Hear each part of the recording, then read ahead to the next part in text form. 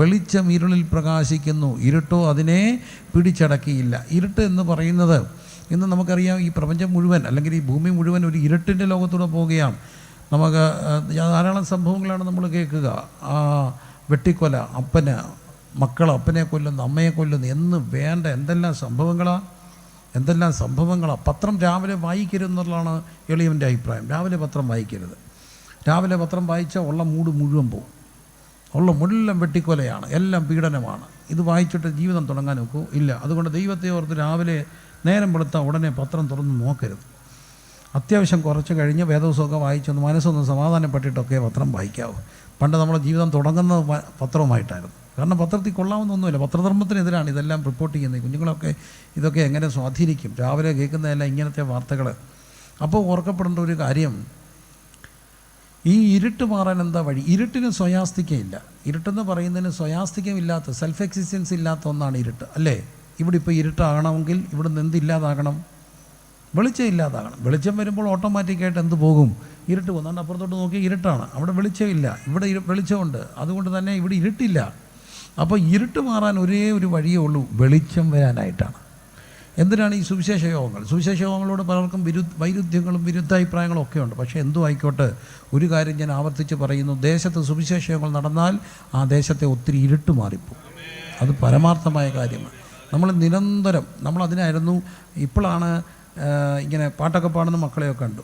സത്യത്തിൽ എനിക്കൊരു സന്തോഷം തോന്നി. കാരണം ഈ സോളോ ഒക്കെ പാടുന്നുണ്ടല്ലോ, സാരിഗമ്മയൊക്കെ പറഞ്ഞ്, അതും ഇപ്പം കേൾക്കാനായി. ഇപ്പം എല്ലാം വർഷിപ്പാണ്. സോളോ പാടുന്ന പാട്ട് പാടാനറിയണം. മറ്റേതെല്ലാവരും കൂടെ അങ്ങ് പാടിയാൽ മതി.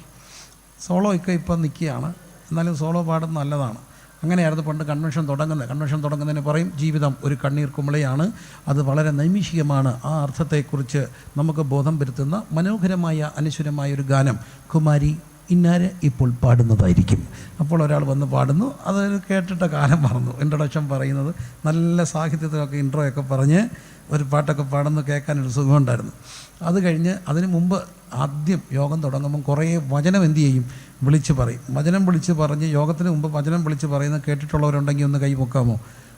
അതാണ് അല്ലെല്ലാം മാനസാന്തരപ്പെടുന്നാൽ നീയും അങ്ങനെ തന്നെ നശിച്ചുപോകും. കർത്താവായ യേശു വിശ്വസിക്കുക എന്നാൽ നീ നിൻ്റെ കുടുംബവും രക്ഷ പ്രാപിക്കും. തൻ്റെ ഏകജനായ പുത്രനെ വിശ്വസിക്കുന്ന ഏവനും നശിച്ചുപോകാൻ നിത്യം പ്രാപിക്കും. ദൈവം തൻ്റെ പുത്രനായ യേശുവിനെ നൽകുവാൻ തക്കവണ്ണം ലോകത്തെ സ്നേഹിച്ചു. സുവിശേഷത്തിലെ വചനങ്ങൾ വിളിച്ച് പറയും. അതായിരുന്നു മറ്റൊരു കാലം. അപ്പോൾ ഏതായാലും വചനം പറയുന്നിടത്ത് ഇരുട്ട് മാറിക്കൊണ്ടേയിരിക്കും. കാരണം വചനത്തിൽ ഭയങ്കര വെളിച്ചമുണ്ട്. സകല മനുഷ്യരെയും പ്രകാശിപ്പിക്കുന്ന സത്യവെളിച്ചം ലോകത്തിലേക്ക് വന്നുകൊണ്ടിരുന്നു. ആ വെളിച്ചം, ആ വചനം ജഡാവതാരം എടുത്തു എന്നാണ് നാം കാണുക. അവിടെ പറയുന്നു യേശു ജഡാവതാരം എടുത്തു.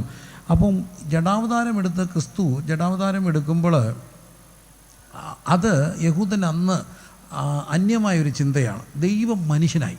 കാരണം പഴയ നിയമ ചിത്രങ്ങളിൽ നമ്മൾ കാണുന്നത് ആരും ഒരു നാളും കാണാത്ത, ആർക്കും കാണാൻ കഴിയാത്ത, ആർക്കും സ്പർശിക്കാൻ കഴിയാത്ത, ആർക്കും അടുത്തുകൂടാത്ത വെളിച്ചത്തിൽ വസിക്കാൻ കഴിയാത്ത ആ വലിയ ദൈവം ഇപ്പോൾ ആരായിട്ട് മാറി? മനുഷ്യനായിട്ട് മാറി. നമുക്ക് തൊടാം, നമുക്ക് വർത്തമാനം പറയാം, നമുക്ക് സംസാരിക്കാം. ആ രീതിയിൽ ദൈവം മനുഷ്യനായി. അത് അന്നത്തെ യഹൂദ പശ്ചാത്തലത്തിൽ മനസ്സിലാക്കാൻ പാടുള്ള ഒരു കാര്യമാണ്. അപ്പോൾ ഒരു പുതിയ ദൈവിക വെളിപ്പാടിനെ യോഹന്നാൻ അവിടെ അവതരിപ്പിക്കുകയാണ്. എന്താണ് അവിടെ പറയുന്നു? ആ വചനം ജഡമായി തീർന്നു, കൃപയും സത്യവും നിറഞ്ഞവനായി നമ്മുടെ ഇടയിൽ പാർത്തു. അവിടുന്ന് ലോകത്തിലേക്ക് വന്നു. ഈ സകല പ്രപഞ്ചത്തെയും ഒറ്റ വാക്കുകൊണ്ട് സൃഷ്ടിച്ച ഈ ദൈവം മനുഷ്യനായി അവതരിച്ചു. എന്നിട്ട് പറയുകയാണ്, ആ ദൈവം ഏത് മനുഷ്യനെയും പ്രകാശിപ്പിക്കുന്ന സത്യവെളിച്ചം ലോകത്തിലേക്ക് വന്നുകൊണ്ടിരുന്നു. അവൻ ലോകത്തിലുണ്ടായിരുന്നു, പക്ഷെ ലോകം അവൻ മുഖാന്തരം ഉളവായി. ലോകമോ അവനെ അറിഞ്ഞില്ല. അവൻ സ്വന്തത്തിലേക്ക് വന്നു, സ്വന്തമായൊരു അവനെ കൈക്കൊണ്ടില്ല. അവനെ കൈക്കൊണ്ട് അവൻ്റെ നാമത്തിൽ വിശ്വസിക്കുന്ന ഏവർക്കും ദൈവ മക്കളായി തീരുവാൻ അവിടുന്ന് എന്ത് കൊടുത്തു? അധികാരം കൊടുത്തു. ആ ബാക്കി എല്ലാവരും ഒന്ന് ഉറക്കെ പറഞ്ഞേ, അവനെ കൈക്കൊണ്ട്. അവനെ ആരെയാ? യേശുവിനെ കൈക്കൊണ്ട് യേശുവിൻ്റെ നാമത്തിൽ വിശ്വസിക്കുന്ന ഏവർക്കും ദൈവമക്കളായി തീരുവാൻ അവിടുന്ന് അധികാരം കൊടുത്തു. ഒന്നുകൂടെ പറഞ്ഞേ, യേശുവിനെ കൈക്കൊണ്ട് യേശുവിൻ്റെ നാമത്തിൽ വിശ്വസിക്കുന്ന ഏവർക്കും ദൈവമക്കളായി തീരുവാൻ അവിടുന്ന് അധികാരം കൊടുത്തു. അപ്പം ഈ വെളിച്ചം ലോകത്തിനുണ്ടായിരുന്നു. ലോകം അവനെ അറിഞ്ഞില്ല, സ്വന്തത്തിലേക്ക് വന്നു. സ്വന്തമായൊരു അവനെ എന്ത് ചെയ്തില്ല? കൈക്കൊണ്ടില്ല. അപ്പോൾ ഒന്നാമത്തെ കർത്താവിൻ്റെ വരവ്, ജഡാവതാരം എടുത്ത് വന്ന ക്രിസ്തുവിനെ പലരും എന്ത് ചെയ്തില്ല? അറിഞ്ഞില്ല. അതൊരു ദുസൂചന നൽകുന്നുണ്ട്. എന്താണെന്നറിയാമോ? ചെറിയൊരു ദുസൂചന അവിടെ ഉണ്ട്. രണ്ടാമത്തെ വരവിലും എല്ലാവരും എന്ത് ചെയ്യത്തില്ല? രണ്ടാമത്തെ വരവിലും എല്ലാവരും എന്ത് ചെയ്യത്തില്ല, അറിയത്തില്ലെന്ന് ഓർത്തോണേ. ചെല്ലേ നോക്കി കർത്താവ് പറയും, ഞാൻ നിങ്ങളെ ഒരു നാളും അറിയുന്നില്ല. ചെല്ലേ നോക്കി കർത്താവ് അറിയുന്നില്ലെന്ന് പറയും. ഒത്തിരി പേര് ഇത് അറിയാതെയും പോകും. ഒന്നാമത്തെ വരവിൽ എല്ലാവരും അറിഞ്ഞോ? ഇല്ല, ഉണ്ടായിരുന്നു, ലോകമോ അവനെ അറിഞ്ഞില്ല. ഇനി രണ്ടാമത്തെ വരവിലും എല്ലാവരും എന്ത് ചെയ്യത്തില്ല, അറിയത്തില്ല. അത് വളരെ ഗൗരവമായിട്ട് കാണണം. എനിക്കൊരു കാര്യം സന്തോഷം തോന്നി. അപ്പോൾ ഞാൻ നോട്ടീസ് എന്ത് ചെയ്യും, ദേവനേശൻ ഭാഷ ഇന്നത്തെ നോട്ടീസ് ഇവിടെ അങ്ങനെ ഉണ്ടോ? സന്തോഷം. എനിക്ക് ഭയങ്കര സന്തോഷം തോന്നി. എന്നോട് വന്നപ്പോൾ അപ്പച്ചൻ പറഞ്ഞു, ദേവനേശൻ പാസ്റ്റർ പറഞ്ഞു, പാസ്റ്ററെ ഞാൻ പഴയ രീതിയിലാണ് നോട്ടീസ് അടിച്ചേക്കുന്നത്, വല്ല ബുദ്ധിമുട്ടുണ്ടെങ്കിൽ ക്ഷമിക്കണം. ഞാൻ ചോദിച്ചു അതെന്താ ഈ പഴയ രീതി, ഫോട്ടോ വെച്ചില്ലെന്ന് പറഞ്ഞു. എനിക്ക് ഭയങ്കര സന്തോഷമായി. കാരണം ഇപ്പം മുഴുവൻ ഫോട്ടോയാണ്, അവൻ്റെ നാമത്തിൽ അങ്ങ് ഫോട്ടോയാണ്. ഈ ഫോട്ടോ വെക്കുന്നതിന് കുഴപ്പമില്ല, പക്ഷേ ഫോട്ടോ വെച്ചത് എങ്ങനെയുണ്ടെന്ന് അറിയാൻ ആളെ വിടുന്ന ഭാഷയുണ്ട്. ഞാനൊരു ദിവസം ഒരിടത്ത് കിടക്കുക, അങ്ങ് വടക്ക ഒരിടത്ത് കിടക്കുമ്പോൾ നമ്മളൊരു ശുശ്രൂഷയൊക്കെ കഴിഞ്ഞ് അവിടെ കിടക്കുകയാണ്. രാവിലെ അവിടുത്തെ ആ കൺവെൻഷൻ നടത്തുന്ന ആൾ ക്ഷമ പറയാം ഒരാളോട്, ക്ഷമിക്കണേ എൻ്റെ പൊന്നച്ചായ സാറേ, ക്ഷമിക്ക് ഞാനിപ്പം തന്നെ തിരുത്താം, ഞാൻ എന്നോട് ക്ഷമിക്ക്, ഞാനിപ്പം എനിക്ക് ഒരു പിള്ളേരൊന്നും വരണം, അത്രയും നേരം മതി, ഞാനെല്ലാം ശരിയാക്കാം. എൻ്റെ അമ്മോ, രാവിലെ നമ്മൾ വെളുപ്പിനെ വന്ന് കിടക്കുന്ന അന്നേരം താണ്ട് രാവിലെ ഭയങ്കര കരച്ചിലും ബഹളവും. എൻ്റെ പൊന്നെ, ഇതെന്തോ പറ്റി പാഷേ? ഒന്നും പറയേണ്ട പാഷ, ഒരബദ്ധം പറ്റി. അന്ന് പ്രസംഗിക്കാൻ വരേണ്ട ആടെ ഫോട്ടോ പോസ്റ്റ് അടിച്ച് ഇട്ട് കൊടുത്തു വാട്സപ്പിൽ. അപ്പോൾ അന്ന് സാക്ഷ്യം പറയുന്ന ഒരാളുണ്ട്, അവരെ രണ്ടുപേരെയും കൂടെ ഒന്നിച്ചാണ് ഇട്ടത്. അതിനാണ് ആ പുള്ളി ബഹളം വെക്കുന്നത്.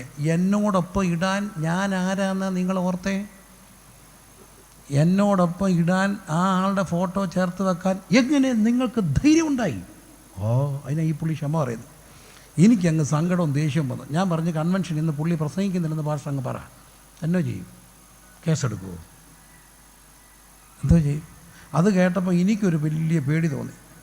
കാരണം ഞാനിവിടുന്ന് ഒത്തിരി നോക്കുമ്പോൾ തിരുവനന്തപുരത്ത് നിന്ന് ഇങ്ങനെ പോകുമ്പോൾ അന്ന് ഈ ഫോട്ടോയൊക്കെ വരുന്നേ ഉള്ളൂ, എൻ്റെ ഫോട്ടോയും വരാറുണ്ട്.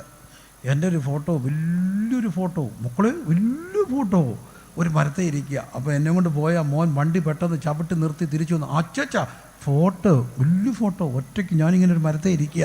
അവൻ അതിൻ്റെ ഫോട്ടോ എടുക്കാൻ പോവുക. പെട്ടെന്ന് ദൈവം, എനിക്കങ്ങ് പേടി തോന്നി. മരത്തിന്മേ തൂങ്ങുന്നവനെല്ലാം ശപിക്കപ്പെട്ടവനാ. വാഴ് എന്തിന് ഫോട്ടോ മാറ്റിയേനെ? കാരണം ഇതൊക്കെ ഒന്ന് മാറ്റിയായിരുന്നേ ഒത്തിരി നല്ലതായേനെ. എന്തിനാ ഈ ഫോട്ടോ?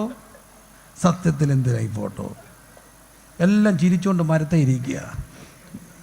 കർത്താവ് പറയും, ഇവരെ ഒന്നും ഞാൻ എന്ത് ചെയ്യുന്നില്ല, എൻ്റെ നാമത്തെ അറിയപ്പെടുന്ന പലരെയും ആരറിയത്തില്ല, കർത്താവ് അറിയത്തില്ലെന്നുള്ളതാണ് സത്യം. അതുകൊണ്ട് തന്നെ ഇതിനകത്തൊന്നും ഒരു കാര്യമില്ലെന്നുള്ളതാണ് യാഥാർത്ഥ്യം. ഏറ്റവും വലിയ കാര്യം അവൻ എന്നെ അറിയണം എന്നുള്ളതാണ്. ആരാ? കർത്താവ് എന്നെ അറിയണം. ആ ദിവസം അറിയണം. ഒരിക്കലും അറിയത്തില്ലെന്നുള്ളൊരു വാക്ക് കേൾക്കാനിടയാകരുത്. അപ്പോൾ എല്ലാവരും അറിയുമോ? എല്ലാവരും അറിയുമോ? ഇല്ല. അതുകൊണ്ട് നിത്യതയെ ബാധിക്കുന്ന ഒരു കാര്യത്തിൽ ഇടപെടരുത് കേട്ടോ.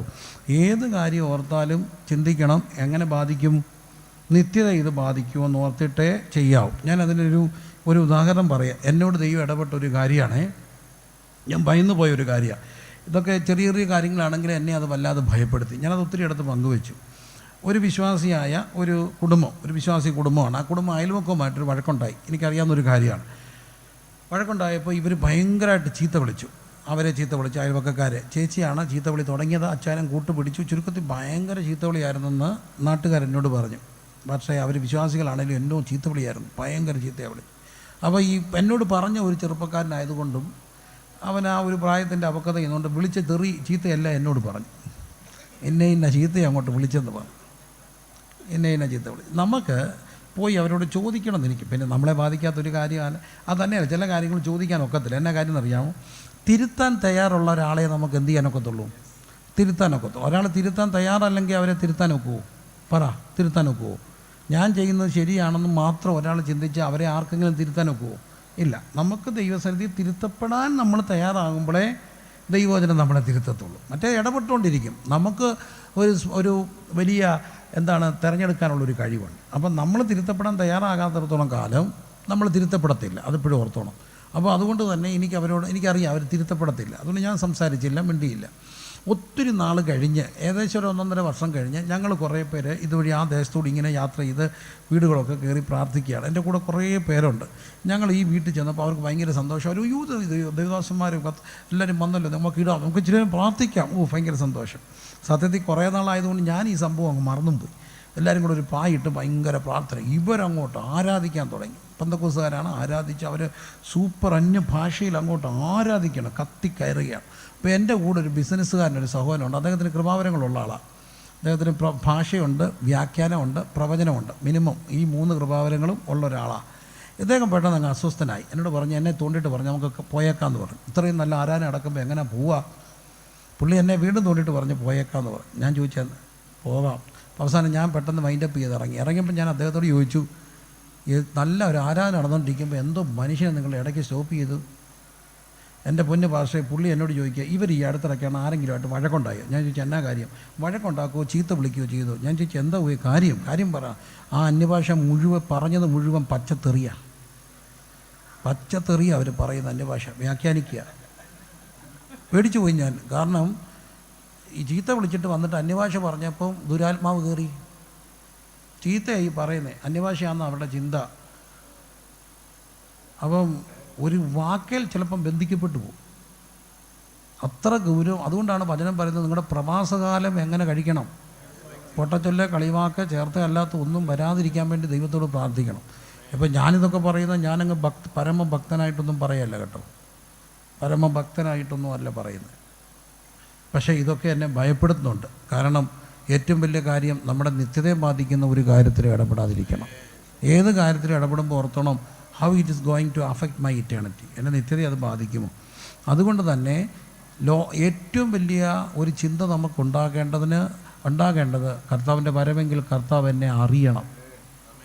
അന്ന് അവൻ എന്നോട് പറയണം, നല്ലദാസനെന്ന് ചൊല്ലുന്നാൽ തൻ്റെ മുൻപാകെ ലജ്ജിതനായി തീർന്നു പോകാതെ നന്ദിയോടൻ പ്രിയൻ മുൻപിൽ പ്രേമ കണ്ണീർ ചൊരിഞ്ഞിടാൻ, നന്ദിയോടൻ പ്രിയൻ മുൻപിൽ പ്രേമ കണ്ണീർ ചൊരിഞ്ഞിടാൻ ഭാഗ്യമേറും മഹോത്സവ വാഴ്ചകാലം വരുന്നല്ലോ എൻ്റെ സമ്പത്തെന്നു ചൊല്ലുവാൻ. വേറെയില്ലൊന്നും യേശു മാത്രം സമ്പത്താകുന്നു. ചേർന്ന് പാടാമോ? നല്ലദാസനെന്നു ചൊല്ലുന്ന തൻ്റെ മുൻപാകെ ലജ്ജിതനായി തീർന്നു പോകാതെ നന്ദിയോടൻ പ്രിയൻ മുൻപിൽ പ്രേമ കണ്ണീർ ചൊരിഞ്ഞിടാൻ, നന്ദിയോടൻ പ്രിയൻ മുൻപിൽ പ്രേമ കണ്ണീർ ഭാഗ്യമേറും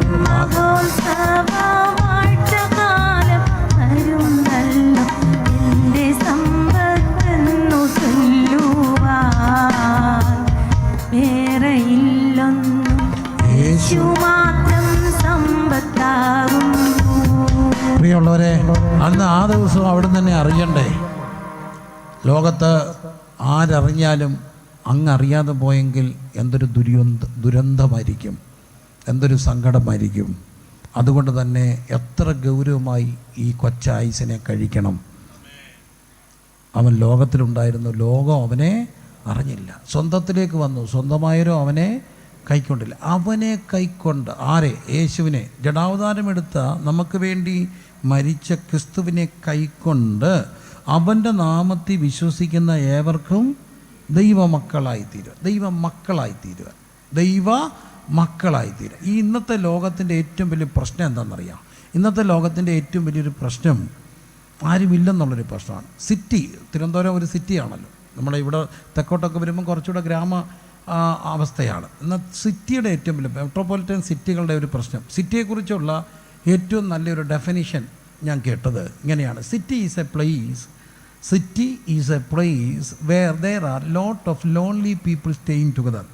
City is a place where there are lot of lonely people staying together. ആരുമില്ലാത്ത കുറേ ഒറ്റപ്പെട്ട മനുഷ്യർ ഒന്നിച്ച് താമസിക്കുന്ന ഇടത്തിൻ്റെ പേരാണ് എന്ത്? സിറ്റി. സിറ്റിയുടെ പ്രത്യേകത എന്താ? ആരുമില്ലാത്തവരാ. അവർ കുറച്ച് പേര് അങ്ങോട്ട് പോകുന്നു, കുറച്ച് പേര് ഇങ്ങോട്ട് വരുന്നു. അടുത്ത ഫ്ലാറ്റിൽ താമസിക്കുന്ന ആരാന്ന് ആർക്കെങ്കിലും അറിയാമോ? ഇല്ല. ധൃതിയാണ്. ബോംബെയിലോട്ടൊക്കെ ചെന്നൈയിലോട്ട് എന്തോ അവിടുത്തെ ലോക്കൽ ട്രെയിനിൽ ആയിരങ്ങൾ യാത്ര ചെയ്യുന്നു. ആര് എവിടെ എന്നെ ഇടയ്ക്ക് ഒരുത്തൻ വീണ് കിടന്നാൽ ട്രെയിൻ അടി കയറിയാൽ ആരറിയുന്നു? City is a place where there are lot of lonely people. ആരുമില്ലാത്ത കുറേ മനുഷ്യർ ഒന്നിച്ച് താമസിക്കുക. ഏത് പ്രായത്തിലും നമുക്കത് തോന്നാം. കൊച്ചു മക്കൾക്കൊക്കെ അപ്പനും അമ്മയും പോയാൽ നമ്മൾ അവരെ വിളിക്കും എന്താ? അനാഥര. പക്ഷേ അഡൽട്ട് ഓർഫൻ എന്ന് പറയാറുണ്ട്. Adult orphan. ഇന്നൊരു മനുഷ്യൻ എൻ്റെ അടുക്ക വന്നു, മടക്കേണ്ടിയതാണ് വന്നു. ഒത്തിരി നേരം കരഞ്ഞു. ഞാൻ ചോദിച്ചാൽ എന്നാ അവസ്ഥ പോരാ? എനിക്ക് ആരുമില്ല. ഞാൻ ചോദിച്ചാൽ ആരുമില്ലേ? അപ്പനും ഇല്ല, അമ്മയില്ല. പുള്ളിക്കൊരു 40 വയസ്സുണ്ട്. അപ്പനും അമ്മയും അടുത്തിടയ്ക്ക് മരിച്ചുപോയി. He's an orphan. കാരണം അഡൽട്ട് ഓർഫനാണ്. പ്രായമായാലും അപ്പനും അമ്മയൊക്കെ മരിച്ചു പോയാൽ നമ്മൾ ആരാകും? ഒരു നിമിഷം ഓർഫനാകും. അപ്പോൾ പെട്ടെന്ന് ആരുമില്ലാത്ത കുറേ മനുഷ്യരായിട്ടൊക്കെ മാറുകയാണ്. അനാഥത്വമാണ് മനുഷ്യർക്ക്.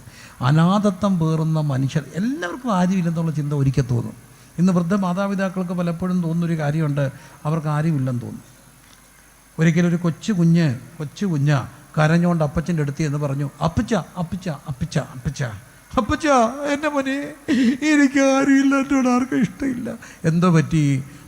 അപ്പച്ച കഞ്ഞി കുടിച്ചുകൊണ്ടിരുന്നപ്പോൾ എൻ്റെ കയ്യിൽ നിന്ന് സ്പൂൺ താഴെ പോയി. എൻ്റെ അമ്മ എന്നെ എടുത്തിട്ട് അടിച്ചു. അപ്പച്ച എന്നോട് ഇഷ്ടമില്ലല്ലോ, എനിക്ക് ആരുമില്ല. ആണോ? അപ്പച്ചൻ പറഞ്ഞു, മോനെ കഴിച്ചുകൊണ്ടിരുന്നപ്പോൾ എൻ്റെ കയ്യിൽ നിന്ന് സ്പൂൺ താഴെ പോയി. നിൻ്റെ അമ്മ എന്നെ അടിച്ചില്ലെന്നേ ഉള്ളൂ. അതിൽ കൂടുതൽ പറഞ്ഞു. അപ്പച്ചനും പറഞ്ഞു, എനിക്കും ആരുമില്ല. കുഞ്ഞിനും ആരുമില്ലെന്ന് തോന്നുന്നു, അപ്പച്ചനും ആരുമില്ലെന്ന് തോന്നുന്നു. ഇവർക്കെല്ലാം ഒരാളുണ്ടെന്ന് തോന്നുന്നത് കർത്താവിനെ അംഗീകരിക്കുമ്പോഴാണ്. അവർ ദൈവ മക്കളായിത്തീരും. മക്കളായിത്തീർന്ന പിന്നെ ഒരിക്കലും അനാഥരല്ല. അനാഥരെന്നുള്ള ചിന്ത മാറ്റുന്ന ഒരിടം ഭൂമിയിലുണ്ടെങ്കിൽ അത് യേശുവിനെ അറിഞ്ഞവർക്കാണ്. കാൺമീൻ നാം ദൈവ മക്കളെന്ന് വിളിക്കപ്പെടുവാൻ പിതാവ് നമുക്ക് എത്ര വലിയ പദവി തന്നു. അതുകൊണ്ട് തന്നെ നിങ്ങളുടെ ആവശ്യങ്ങൾ അറിയുന്ന ഒരു പിതാവുണ്ട്. രക്ഷിക്കപ്പെട്ട് കഴിഞ്ഞാൽ, കർത്താവിനെ സ്വീകരിച്ചാൽ ഉണ്ടാകുന്ന ഏറ്റവും വലിയ മാറ്റം, ഏറ്റവും വലിയ ബോധ്യം, ഞാൻ അനാഥനല്ലെന്നുള്ളൊരു ബോധ്യമാണ്. ഹല്ലേലൂയ. കാരണം അവനറിയാം, ഹല്ലേലൂയ, പിതാവില്ലാത്തവർക്കും നല്ലൊരു താതനും പെറ്റമ്മയെ കവിഞ്ഞാർദ്രവാനും വിധവയുടെ കാന്തനും സാധുവിൻ്റെ അപ്പവും എല്ലാമായ കർത്താവ്. ഹല്ലേലൂയ. ഈ പിതാവ് എനിക്കുണ്ടെന്നുള്ളൊരറിവുണ്ടാകുമോ? യേശുവിനെ ലഭിച്ചു കഴിഞ്ഞാൽ ഉണ്ടാകുന്ന ഏറ്റവും വലിയ മാറ്റം, അവൻ അനാഥനല്ലെന്നുള്ളൊരു ബോധ്യമുണ്ടാകും. ഹല്ലേലൂയ. കാരണം അവിടുത്തെ വാക്കിലുണ്ട്, ഞാൻ നിന്നെ ഒരു നാളും അനാഥനായി വിടുകയില്ല. ഞാൻ നിന്നെ ഒരു നാളും അനാഥനായി വിടുകയില്ല. അപ്പോൾ കർത്താവിനെ കൈക്കൊള്ളുക. അവർ ദൈവ മക്കളായി മാറി. ദൈവ മക്കളായി തീരണമെങ്കിൽ എന്ത് ചെയ്യണം? അവിടുത്തെ കൈക്കൊള്ളണം. അവിടുത്തെ കൈക്കൊണ്ട് അവൻ്റെ നാമത്തിൽ എന്ത് ചെയ്യണം? വിശ്വസിക്കണം. വിശ്വസിക്കുകയും കൈക്കൊള്ളുകയും ചെയ്യുന്ന രണ്ടാണ്. വിശ്വാസം കുറച്ചുകൂടെ ബൗദ്ധികമായ ഒരു അറിവാണ്. ശ്രദ്ധിക്കണേ, ബൗദ്ധികമാണ്, ബുദ്ധിപരമാണ്. ഒത്തിരി പേര് യേശുവിൽ വിശ്വസിക്കുന്നുണ്ട്. എനിക്ക് യേശുവിൽ വിശ്വസിക്കുന്ന 1000 പേരെ അറിയാം. പലരും സഭയുടെ ഭാഗമൊന്നുമല്ല. കാരണം അവർ യേശുവിൽ വിശ്വസിക്കുന്നു. ഞങ്ങൾ അവിടുന്ന് രാവിലെ പോകുന്ന പ്രൈവറ്റ് ബസ്സിലെല്ലാം 3 ഫോട്ടോ ഉണ്ട്.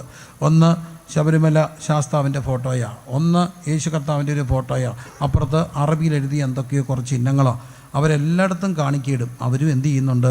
വിശ്വസിക്കുന്നുണ്ട്. എല്ലാ ബഹുമാനത്തോടാണ് ഞാൻ പറയുന്നത്, അവരും വിശ്വസിക്കുന്നുണ്ട്. വിശ്വാസം എന്ന് പറയുന്നത് ബുദ്ധിപരമാണ്, ബുദ്ധിപരമായൊരു അറിവാണ്. അറിവ് പോരാ, കൈക്കൊള്ളണം. കൈക്കൊള്ളുകയും അറിയുകയും ചെയ്യുന്ന രണ്ടാണ്. അവനെ കൈക്കൊണ്ട് അവൻ്റെ നാമത്തിൽ എന്ത് ചെയ്യണം? വിശ്വസിക്കണം. അതിന് ഞാൻ സാധാരണ പറയുന്ന ഒരു കഥയുണ്ട്. എനിക്കൊരു ക്രിസ്മസ് കാലത്ത് കിട്ടിയൊരു കഥയാണ്. ആ കഥ ഈ ഒരു ആശയം പറയാൻ, അല്ലെങ്കിൽ അത് പറയാനായിട്ട് ഏറ്റവും നല്ലൊരു കഥയായിട്ട് എനിക്ക് തോന്നിയിട്ടുണ്ട്. കഥ ഇതാണ്. ക്രിസ്മസിൻ്റെ കാലത്തിൽ ഒരു പള്ളി വിദേശത്താണ്. അവിടെ ഒരു പള്ളിയുണ്ട്, പള്ളിക്കൂടമുണ്ട്. അപ്പോൾ പള്ളിക്കൂടത്തിൽ ക്രിസ്മസ് കരോൾ നടത്തുമ്പോൾ, പള്ളിയുമായിട്ട് ബന്ധപ്പെട്ട സ്കൂളിൽ ക്രിസ്മസ് കരോൾ നടത്തുമ്പോൾ ഓരോ ക്ലാസ്സുകാർക്കും ഓരോ പ്രോഗ്രാം അസൈൻ ചെയ്ത് കൊടുത്തു. ഓരോ ക്ലാസ്സുകാരും ഓരോ പ്രോഗ്രാം നടത്തണം. അതിനകത്ത് 8ാം ക്ലാസ്സുകാർക്ക് കൊടുത്ത പ്രോഗ്രാം ഇതാണ്. അവരൊരു നാടകം നടത്തണം. എന്തിനെ? യേശുവിൻ്റെ ജനനത്തെ ആധാരമാക്കി ഒരു നാടകം നടത്തണം. അവരെല്ലാം റെഡിയായി നാടകം ഒരുങ്ങുകയാണ്. നാടകം ഒരുങ്ങിയപ്പോൾ അവർക്കൊരു വലിയ പ്രശ്നമുണ്ടായി. ആ ക്ലാസ്സിൽ തീരെ സ്ലോ ആയിട്ടുള്ള, പഠിക്കാൻ മോശമായ, സംസാരിക്കാൻ ബുദ്ധിമുട്ടുള്ള ഒരു കുഞ്ഞുണ്ട്. അവൻ്റെ പേര് വാലസെന്ന. ആ കുഞ്ഞിനെയും കൊണ്ട് എങ്ങനെ നാടകം നടത്തും? അവനെ അങ്ങ് ഒഴിവാക്കാൻ തീരുമാനിച്ചു. കാരണം അവന് പറയാൻ പാടാ. അപ്പം ടീച്ചേഴ്സ് ചിലർ പറഞ്ഞു, ഇച്ചിരി ബുദ്ധിമുട്ടുള്ള പാവം പിടിച്ചൊരു കൊച്ചനെ ഒഴിവാക്കിയ ഉണ്ണിയേശു സഹിക്കുമോ? യേശുവിന് ഇഷ്ടമാകുമോ?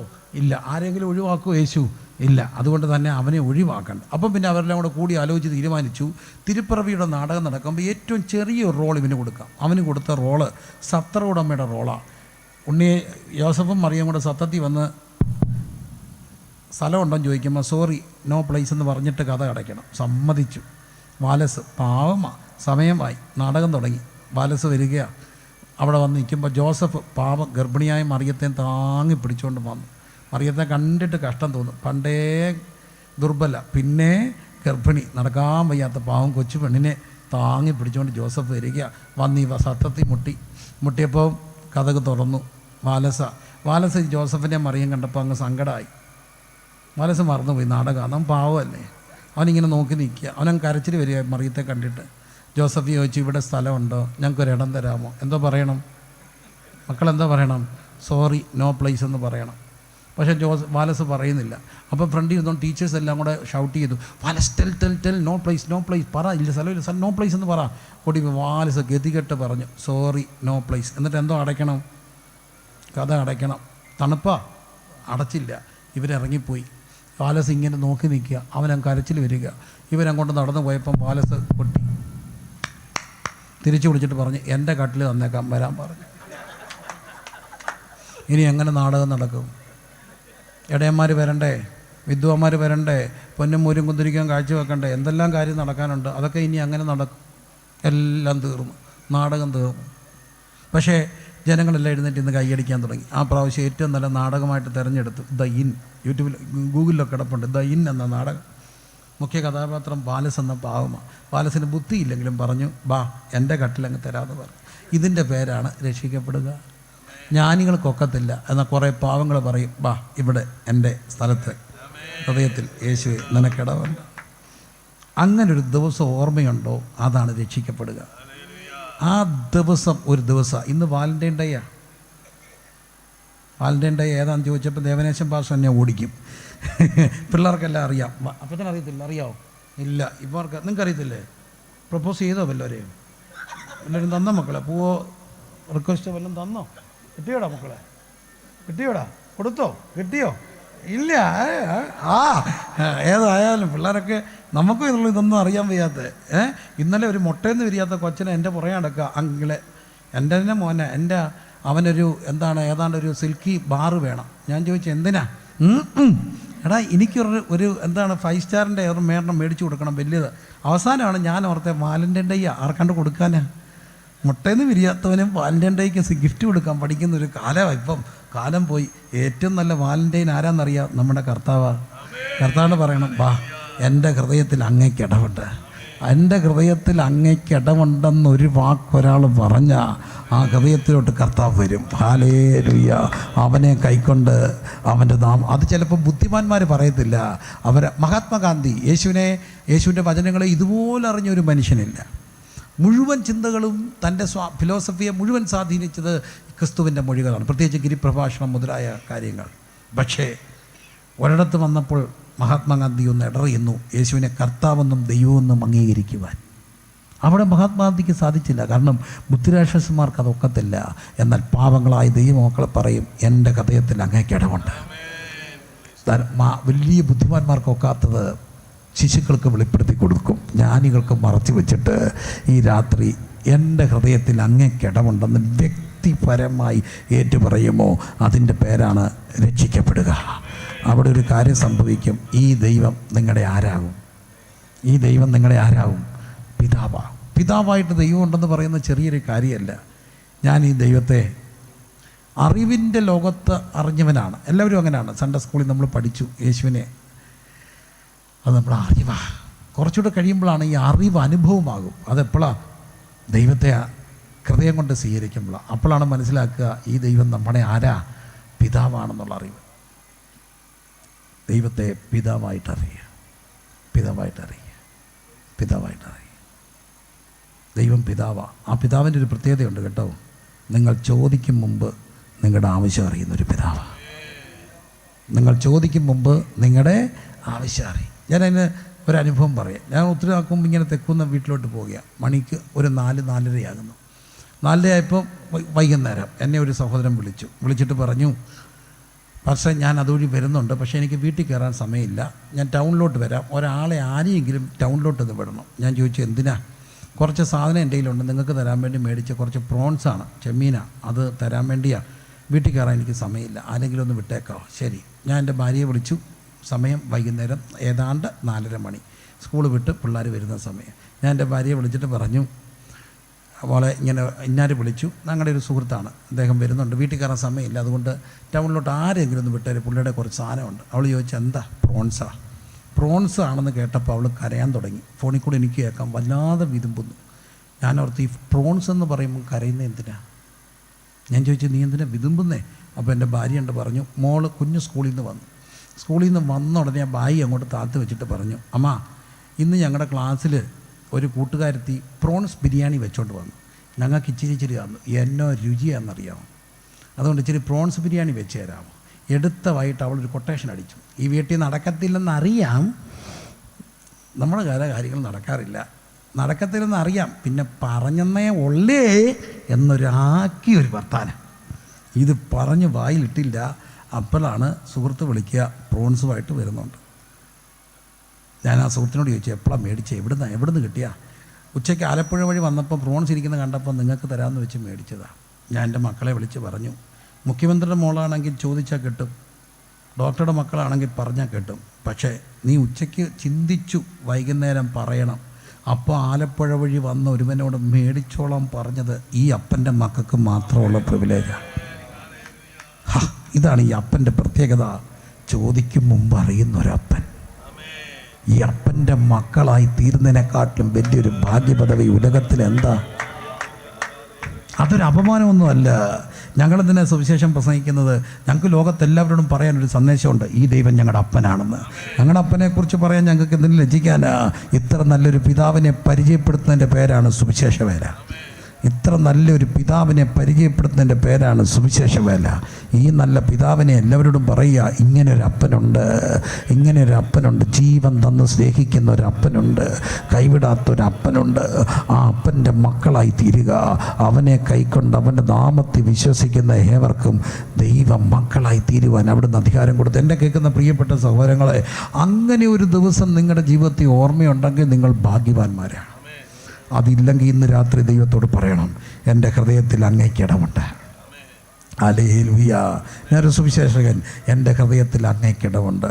ആ ഇടം കിട്ടിയവർ എന്ത് ചെയ്യണം? ഈ അപ്പനെ പരിചയപ്പെടുത്തണം. അതിൻ്റെ പേരാണ് സുവിശേഷവേല. ലോകത്തിലെ ഏറ്റവും ഭാഗ്യമുള്ളൊരു കാര്യം അപ്പനെ പരിചയപ്പെടുത്തുകയാണ്. അപ്പനെ പരിചയപ്പെടുത്തി കഴിഞ്ഞാൽ പിന്നെ എന്തൊരു സംതൃപ്തിയാണെന്നറിയാമോ? അതിൻ്റെ പേരാണ് സുവിശേഷവേല. എൻ്റെ ജീവിതത്തിൽ കർത്താവ് ഒരായുസ് തരുമ്പോൾ എനിക്ക് ഈ സുവിശേഷ വേല ചെയ്യുവാൻ താല്പര്യം ഉണ്ടെന്ന് ആരുടെയെങ്കിലും ഹൃദയത്തിൽ പറയുന്ന, പ്രത്യേകിച്ച് മക്കളുണ്ടെങ്കിൽ ഒന്ന് കരമുയർത്താമോ? ജീവിതത്തിൽ ഏറ്റവും ഭാഗ്യം തരുന്ന ദൈവം അനുഗ്രഹിക്കട്ടെ. മക്കളെ, ഞാൻ നിങ്ങളുടെ ജീവിതത്തിൽ ഏറ്റവും ഭാഗ്യമുള്ളൊരു കാര്യം കർത്താവിൻ്റെ വേല ചെയ്യുക. അതിനെപ്പോലൊരു ഭാഗ്യം പുണ്യം ഭൂമിയിലില്ല. അത് കഴിഞ്ഞ് വീട്ടിൽ പോയി കിടക്കുമ്പോൾ എന്തൊരു സംതൃപ്തിയാണെന്നറിയാമോ? ഒരാൾ രക്ഷിക്കപ്പെട്ട് കഴിഞ്ഞാൽ ഞാൻ പറയും, പ്രയാസമൊന്നും ഇല്ലെന്നൊന്നും പറയത്തില്ല. ദുഃഖവും പ്രയാസവും കഷ്ടതയും ഒക്കെ ഉണ്ട്. പക്ഷെ അതിനപ്പുറത്ത് ഭയങ്കര മാനസിക സന്തോഷം തരുന്നൊരു കാര്യമാണ്. ഒരാളെ രക്ഷിക്കപ്പെട്ടാൽ, ഒരാൾ സ്നാനപ്പെടാൻ തീരുമാനിക്കുമ്പോൾ നമ്മുടെ അകത്തുണ്ടാകുന്നൊരു സന്തോഷമുണ്ട്. ആ സന്തോഷമൊന്നും പറഞ്ഞറിയിക്കാൻ കഴിയുന്നതല്ല. കാരണം അപ്പനെ പരിചയപ്പെടുത്തുന്ന ശുശ്രൂഷ, സുവിശേഷ വേല. എനിക്ക് എൻ്റെ ആയുസ്സിൽ എൻ്റെ കുഞ്ഞുങ്ങളെന്നെ നോക്കിയേ, ലോകം അതിൻ്റെ മോഹം നീങ്ങിപ്പോകും. ഇവിടെ നമ്മൾ എന്ത് നേടിയാലും ഇവിടം കൊണ്ട് തീരും. എന്നാൽ നിത്യതയിൽ പ്രതിഫലം കിട്ടുന്ന ഒരാളുണ്ട്. ഇടയശ്രേഷ്ഠം പ്രത്യക്ഷപ്പെടുമ്പോൾ തേജസ്സിൻ്റെ വാടാത്ത കിരീടം നൽകും. നിങ്ങളെൻ്റെ പ്രശംസയാണ്, പ്രശംസാ കിരീടങ്ങൾ കിട്ടും. അങ്ങനെയെങ്കിൽ എൻ്റെ ആയുസ്സിൽ കർത്താവിൻ്റെ വേല ചെയ്യാൻ എനിക്ക് ആഗ്രഹമുണ്ടെന്ന് പറയുന്ന ആരെങ്കിലും ഉണ്ടെങ്കിൽ ഒന്ന് കര ഉയർത്താമെങ്കിൽ ഞാൻ നിങ്ങൾക്ക് വേണ്ടി പ്രാർത്ഥിക്കാം. കുഞ്ഞിനെ ദൈവം അനുഗ്രഹിക്കട്ടെ, അച്ഛനെ ദൈവം അനുഗ്രഹിക്കട്ടെ, ആ സഹോദരനെ ദൈവം അനുഗ്രഹിക്കട്ടെ, പിതാവിനെ ദൈവം അനുഗ്രഹിക്കട്ടെ. കർത്താവിൻ്റെ വേല ചെയ്യണം. കുഞ്ഞിനെ ദൈവം അനുഗ്രഹിക്കട്ടെ. അതിൽ പരം ഒരു ഭാഗ്യമില്ല. അതിൽ ഭാഗ്യമില്ല. സുവിശേഷ വേല അത് വലിയൊരു ഭാഗ്യം. എന്താ? ഈ അപ്പനെ പരിചയപ്പെടുത്തുകയാണ്. അപ്പോൾ 1-ാം അധ്യായത്തിൽ ഒരു പുതിയ ദൈവിക വെളിപ്പാട് കാണുക. ദൈവം മനുഷ്യനായി നമുക്ക് തൊടാവുന്ന പാകത്തിൽ ആ ദൈവത്തെ സ്വീകരിക്കുമ്പോൾ അപ്പൻ്റെ മക്കളായി മാറും. 2-ാം അധ്യായത്തിലേക്ക് വരുമ്പോൾ, ഞാൻ വേഗത്തിൽ മുമ്പോട്ട് പോകുക. 2-ാം അധ്യായത്തിലേക്ക് വരുമ്പോൾ 3-ാം നാൾ ഗലീലയിലെ കാനാവിൽ എന്തുണ്ടായിരുന്നു? കല്യാണം ഉണ്ടായിരുന്നു. അവിടെ യേശുവിനെയും ശിഷ്യന്മാരെയും ക്ഷണിച്ചിരുന്നു. അവർക്ക് വീഞ്ഞ് പോരാതെ വന്നപ്പോൾ അവർ യേശുവിൻ്റെ അടുക്കൽ ചെന്നു. ആര് ചെന്നു? അമ്മ ചെന്ന് പറഞ്ഞു. അവർക്ക് എന്തില്ല? വീഞ്ഞില്ല. ഇവിടെയാണ് ഒരു വലിയ അറിവുണ്ട്. ഒരു വീട്, 2-ാമത്തെ അധ്യായത്തിൽ പുതിയ വീഞ്ഞ്, ഒരു കല്യാണ വീടാണ്. 3-ാം നാൾ ഗലീലയിലെ കാനാവിൽ യേശു ചെയ്ത ഒരു അടയാളമാണ്. അവിടെ ഒരു അമ്മയുണ്ടായിരുന്നു, യേശുവിൻ്റെ അമ്മയാണ്. അമ്മ അത് അറിഞ്ഞു. എന്തറിഞ്ഞു? വീഞ്ഞ് തീരാന്നറിഞ്ഞു. അമ്മ എന്ന് പറയുന്ന വലിയൊരു അറിവാണ്. അമ്മമാരെല്ലാം ഒന്ന് കൈപൊക്കിക്കുക. അമ്മമാർ എല്ലാ പിള്ളേരും തിരിഞ്ഞൊന്ന് നോക്കിക്കുക. അമ്മമാരെ കണ്ടോ? അമ്മയെ കണ്ടോ? അമ്മ എന്ന് പറഞ്ഞാൽ സത്യത്തിൽ എന്താ? ഞാൻ പറയും, അമ്മ എന്ന് പറയുന്നത് ഒരറിവാണ്. ഏത് പിള്ളേരും ഒന്ന് ഇടറിപ്പോയാൽ അപ്പൻ അറിയുന്നതിന് മുമ്പ് ആരറിയും? അമ്മ അറിയും. അപ്പൻ ചിലപ്പോൾ അറിയത്തില്ല. അതിന് വേദപുസ്തകത്തിൽ തെളിവുണ്ട്. ലോത്തെന്ന് പറയുന്ന ഒരു പാവമാണ്. അവിടുത്തെ അമ്മ മരിച്ചില്ല, ഉപ്പുതൂണായിപ്പോയി. അമ്മ ഉപ്പുതൂണായിപ്പോയ അമ്മയുടെ വീട്ടിൽ ഒരു കുഴപ്പമുണ്ടായി. അപ്പൻ്റെ കൂടെ പിള്ളേർ കിടന്നു എഴുന്നേറ്റു. അവിടെ എഴുതിയിരിക്കുന്നു, ആരറിഞ്ഞില്ല? അപ്പനറിഞ്ഞില്ല. ദുരന്തം പിടിച്ചൊരു മനുഷ്യൻ. അതുകൊണ്ട് തന്നെ വേദപുസ്തകം എഴുതി വെച്ചു, വലഞ്ഞു പോയ നീതിമാനായ ലോത്ത്. വലിയ കാര്യം, അമ്മ ഉപ്പുതൂണായിപ്പോയ വീട്. അമ്മയില്ലാത്ത വീട് വലിയ സങ്കടമാണ്. അപ്പോൾ അമ്മയുള്ള വീടിൻ്റെ ഒരു പ്രത്യേകതയുണ്ട്, അറിയും. പിള്ളേരുടെ ഏത് കുരുത്തക്കേടും അമ്മ അറിയും. പെങ്കച്ചെടിയായിട്ട് ഇച്ചിരി മുറിക്കാത്തിരിക്കുന്നു, എന്തൊക്കെ എടി നിനക്കെന്നാ പറ്റിയേ? പറയടി എടി എന്തോ അടി. എത്ര അമ്മമാരെ. പക്ഷേ ഏതാണ്ട് കുഴപ്പമുണ്ട്. പക്ഷേ ആത്മാവ് പറഞ്ഞ പോലെ അങ്ങ് ചെന്നങ്ങ് പറഞ്ഞാൽ മതി. ഏതാണ്ട് കുഴപ്പമുണ്ട്. ഞാൻ പറഞ്ഞു, എന്നെ കൂടെ നരകത്തിൽ കൊണ്ടിടാൻ എൻ്റെ ആത്മാവിന് കള്ളം പറയിപ്പിക്കണോ? അല്ല പക്ഷേ അവൾക്ക് ഏതാണ്ട് എല്ലാ പിള്ളേരുടെയും കുരുത്തക്കേട് കണ്ടുപിടിക്കുന്ന ആരാ? അമ്മയാണ്. അമ്മ അറിയും. എന്നോട് പിള്ളേരൊക്കെ യൂത്ത് ക്യാമ്പിലൊക്കെ പ്രസംഗിച്ച് കഴിയുമ്പോൾ ചോദിക്കും, പാഷക്ക് പ്രേമം ഒന്നും ഉണ്ടായില്ലേ? പാഷക്ക് ഇത് പറയുമ്പോൾ ഞാൻ പറയും, എൻ്റെ കൊച്ചേ, എനിക്ക് പ്രേമം തോന്നിയതിന് എന്നോട് തോന്നിയില്ല, എനിക്ക് തോന്നിയതിന് എന്നോട് തോന്നിയില്ല, എന്നോട് തോന്നിയതിനോട് എനിക്കും തോന്നിയില്ല. രണ്ടും കൂടെ അടുത്തപ്പോൾ അമ്മ പിടിച്ചു. പിന്നെ അമ്മയുടെ ജോലി എന്താ? പ്രാർത്ഥിക്കുക, പൊട്ടിക്കുക. എൻ്റെ അമ്മ പറയുന്നൊരു കാര്യം ഉണ്ടായിരുന്നു, പിടിക്കും, അറിയും, പൊട്ടിക്കുകയാണ് അമ്മയുടെ ജോലി. സകലതും പൊട്ടിക്കും. അമ്മാസമം അറിയുന്നവൾ. അറിഞ്ഞിട്ടത് ആരോട് പറഞ്ഞു? യേശുവിനോട്. എല്ലാ കുറവും ആദ്യം അറിയുന്ന ആരാ? അമ്മയാണ്. ഈ വീടിൻ്റെ പ്രത്യേകത എന്താ? 3-ാം നാൾ ഗലീലയിലെ കാനാവിൽ. ഇവിടെ അവർ കല്യാണം നടത്തുകയാണ്. കല്യാണം എന്നൊക്കെ പറയുമ്പോൾ നമുക്കറിയാം, കല്യാണത്തിൻ്റെ ശുശ്രൂഷ പ്രധാനപ്പെട്ട ഒരു കാര്യം. എന്നാൽ പലപ്പോഴും ശുശ്രൂഷയെക്കാട്ടും നമ്മൾ പ്രാധാന്യം കൊടുക്കുന്നത് എന്തിനാ? ബാക്കി കാര്യങ്ങൾക്കാണ്, അല്ലേ? സദ്യ, ആൾക്കാരെ വിളിക്കുന്നു, കൊടുക്കണം, തികയണം. ക്രൈസ്തവ പാരമ്പര്യത്തിൻ്റെ ഒരു പ്രത്യേകതയുണ്ട്. ക്രൈസ്തവ പാരമ്പര്യത്തിൽ തികയണമെന്നുള്ളതാണ്, തികയാതെ പോകരുതെന്നുള്ളതാണ് ക്രൈസ്തവ പാരമ്പര്യം. അതിനൊരു തെളിവ് വേദപുസ്തകത്തിലുണ്ട്. 5 അപ്പം കൊണ്ട് എന്ത് പേരെ പോഷിപ്പിച്ചു? 5000 പോഷിപ്പിച്ചു. എന്നിട്ടോ ബാക്കി പറ. 12 കൊട്ടം മിച്ചം എടുത്തു. എന്തിനാ? എനിക്കും അത് 12 കൊട്ടം. പക്ഷേ ആ അറിവ് എനിക്കൊരു അത്ഭുതമായിട്ട് തോന്നിയത്, ഒരു പാവം പിടിച്ച് ഉപദേശി അങ്ങനെ ഒരു കൺവെൻഷൻ പ്രാർത്ഥിച്ചപ്പോഴാണ്. പുള്ളിക്കാരൻ്റെ പ്രാർത്ഥിക്കാൻ പറഞ്ഞപ്പോൾ ആ പാവം പിടിച്ച് ഉപദേശി എഴുന്നേറ്റ് 1.5 പ്രാർത്ഥന അങ്ങ് പ്രാർത്ഥിച്ചു. സർവശക്തനായ ദൈവമേ. പിന്നെ ഒരു പ്രാർത്ഥന, 5 അപ്പം കൊണ്ട് 5000 പോഷിപ്പിച്ച്, ആ 5000 പോഷിപ്പിച്ച് എല്ലാത്തിനെയും 50 വീതം ഇരുത്തി നിറച്ച് കൊടുത്ത്, അത് മിച്ചം വന്നത് ആ അപ്പോസ്തലൻ പറഞ്ഞു പറക്കടാന്ന് പറഞ്ഞ് കൊട്ടയും കൊടുത്തു വിട്ട് 12 കൊട്ടം പറച്ച് നിറപ്പിച്ചിട്ട് ആ 12 അപ്പോസ്തലന്മാരുടെ തലയിലോട്ട് ആ കൊട്ട പിടിച്ചു കൊടുത്തിട്ട് കൊടുക്കടാ വീട്ടിൽ നിന്ന് പറഞ്ഞ് 12 മുക്കവക്കുടിയിലെ പട്ടിണി മാറ്റിയ എൻ്റെ കർത്താവേ, 2 അടിയുടെ നെഞ്ചത്ത് 12 മുക്കവക്കുടിയിലെ എന്തോ മാറ്റി പട്ടിണി മാറ്റിയ കർത്താവേ. അപ്പം തികയണം, മിച്ചം വരണം. അതൊരു ക്രൈസ്തവ പാരമ്പര്യമാണ്. മിച്ചം വരുന്നത് എന്തിനാ? പെൺപിള്ളേരൊക്കെ കല്യാണം കഴിഞ്ഞ് പോകുമ്പോൾ പറയും, എടി ആ കാരണന്മാർ പറയും, എടി വൈകിട്ടത്തേനുള്ളത് എന്ത് ചെയ്യും? കൊണ്ടുപോയി. ഇനി വീട്ടിൽ പോയിട്ടൊന്നും എന്ത് ചെയ്യണ്ട, വെക്കണ്ട. അയൽപക്കത്തെ വീടുകളിലൊക്കെ ഇച്ചിരി കൊടുക്കും. അതൊരു ക്രൈസ്തവ പാരമ്പര്യം. മോശപ്പെട്ട പാരമ്പര്യമാണോ? അല്ല. എന്നാൽ ചിലരുണ്ട് അവരെന്തോ ചെയ്താലും തികയത്തില്ല. അങ്ങനെയുള്ളവരുണ്ട്. അവരുടെ ഇടയോഗം നടത്തിയാലും തികയത്തില്ല. ഈ ഇടയ്ക്ക് ഒരു ഇടയോഗം നടത്തിയപ്പോൾ അവിടെ ഒന്നുമില്ല. ഒത്തിരി പേരെ വിളിച്ചിട്ട് അപ്പവും കറിയും ചിക്കൻ കറിയാണെന്നാണ് പറയുന്നത്. നമ്മുടെ പിള്ളേരല്ലേ, പുറത്ത് കമൻറ്റ് കേൾക്കാം, പാസ്റ്റേ ചിക്കനില്ല, മുങ്ങൽ വിദഗ്ധരെ വിളിക്കട്ടെ. എന്തിനാ? കഷ്ണം ഉണ്ടോ എന്ന് നോക്കാൻ. അപ്പം വേറൊരുത്തൻ പറയുന്നു, ഇത് ന്യൂ ട്രെൻഡാണ്, ചിക്കൻ അരച്ച് ചേർത്തേക്കുക. ഗതികെട്ടന എന്ത് മനുഷ്യരാതൊക്കെ. അപ്പം കൊടുക്കണ്ടേ. പിള്ളേർ പറയാം മുങ്ങൽ വിദഗ്ധരെ വിളിക്കാൻ. അടുത്ത കമൻറ്റ്, അരച്ച് ചേർത്തേക്കാം. എൻ്റെ പൊന്നെ, കൊടുക്കുകയാണെങ്കിൽ നല്ലപോലെ കൊടുക്കണ്ടേ. ഇതൊരു ക്രൈസ്തവ പാരമ്പര്യ. ഇവിടെ തികയത്തില്ല. നാണക്കേടല്ലേ? തികഞ്ഞില്ല, നാണക്കേടാണോ? പറ. നാണക്കേടാ. ഇവരൊത്തിരി കണക്ക് കൂട്ടിയതാണ്, പക്ഷേ കണക്കെല്ലാം തെറ്റിപ്പോയി. ഞാനിപ്പോഴും ഓർക്കുന്നുണ്ട്, ഞങ്ങളുടെ അവിടെ ഒരു കല്യാണം നടന്നു, വലിയ കല്യാണമാണ്. പക്ഷേ തലേദിവസം ഒരു ബന്ധു വന്നപ്പോൾ ഇവർ ഓർത്ത് ആരും വരത്തില്ലെന്ന്. 2000 പേരെ വിളിച്ചത് 500 പേരാക്കി. പക്ഷേ കല്യാണത്തിന് എല്ലാവരും വണ്ടിയിൽ എഴുതി ഒട്ടിച്ച് വിവാഹമെന്നും പറഞ്ഞുകൊണ്ട് സകുടുംബ സാന്നിധ്യം കല്യാണത്തിന് വന്നപ്പോൾ ഒത്തിരി പേര്, ആർക്കും കിട്ടിയില്ല. ഞങ്ങളും ഉണ്ടായിരുന്നു, കിട്ടിയില്ല. ഒത്തിരി നാൾ കഴിഞ്ഞ് ഒരിടത്ത് നിൽക്കുമ്പോൾ എൻ്റെ അമ്മ കൂടെ ഉണ്ട്. എൻ്റെ അമ്മ, ഞാൻ അമ്മയോട് പറഞ്ഞു, അമ്മ ഈ മോനെ അറിയാമോ? ആരാ മോനെ? ഇത് ഇന്ന വീട്ടിൽ 8ത്തെ വായിൽ. എൻ്റെ അമ്മ ചോദിച്ചു, എടാ ഇവരുടെ കല്യാണത്തിന് പോയപ്പോഴല്ലേ കിട്ടാതെ വന്നത്? അയ്യോ, അപ്പോൾ ആ ചെറുക്കനങ്ങ് ഉരുകി. ഞാൻ അമ്മയുടെ വീട്ടിൽ എൻ്റെ അമ്മയ്ക്ക് യോടാ അപ്പത്തം പറ്റിപ്പോടാ, എനിക്ക് അങ്ങ് വയ്യ, ഞാൻ അങ്ങ് പറഞ്ഞു പോയി. ഇനി എന്തോ ചെയ്യാനാ? അപ്പോൾ എൻ്റെ മറക്കത്തില്ല തികയാതെ വന്നാൽ മറക്കുമോ? ഇല്ല, നിത്യലജ്ജയ്ക്ക് വേണ്ടി പോകും. പക്ഷേ ഇവിടെ ആരുണ്ടായിരുന്നു? യേശു. എല്ലാ മനുഷ്യൻ്റെയും കണക്കൂട്ടുകൾ ചിലപ്പം തെറ്റിപ്പോവും. കണക്കുകൂട്ടുകൾ തെറ്റുമ്പോഴാണ് ആരുള്ളത്? യേശു ഉള്ളത്. അങ്ങനെ കണക്കൂട്ട് തെറ്റിപ്പോയ എത്രയോ പേരെ എനിക്കറിയാം. പ്രിയപ്പെട്ടവർ, ചിലപ്പം ആരോഗ്യത്തിൻ്റെ കണക്കൂട്ട് തെറ്റാം. എനിക്കറിയാവുന്ന ഒരു സംഭവം, ഞാനിങ്ങനെ പ്രസംഗിച്ചിട്ട് ഇറങ്ങുമ്പോൾ, ശുശ്രൂഷിച്ചിട്ട് ഇറങ്ങുമ്പോൾ ഒരു സഹോദരൻ വന്നിട്ട് എന്നോട് പറഞ്ഞു, പാസ്റ്റർ എൻ്റെ കാര്യമാണ് പ്രസംഗിച്ചത്. ഞാൻ ചോദിച്ചു, അതെന്നാ?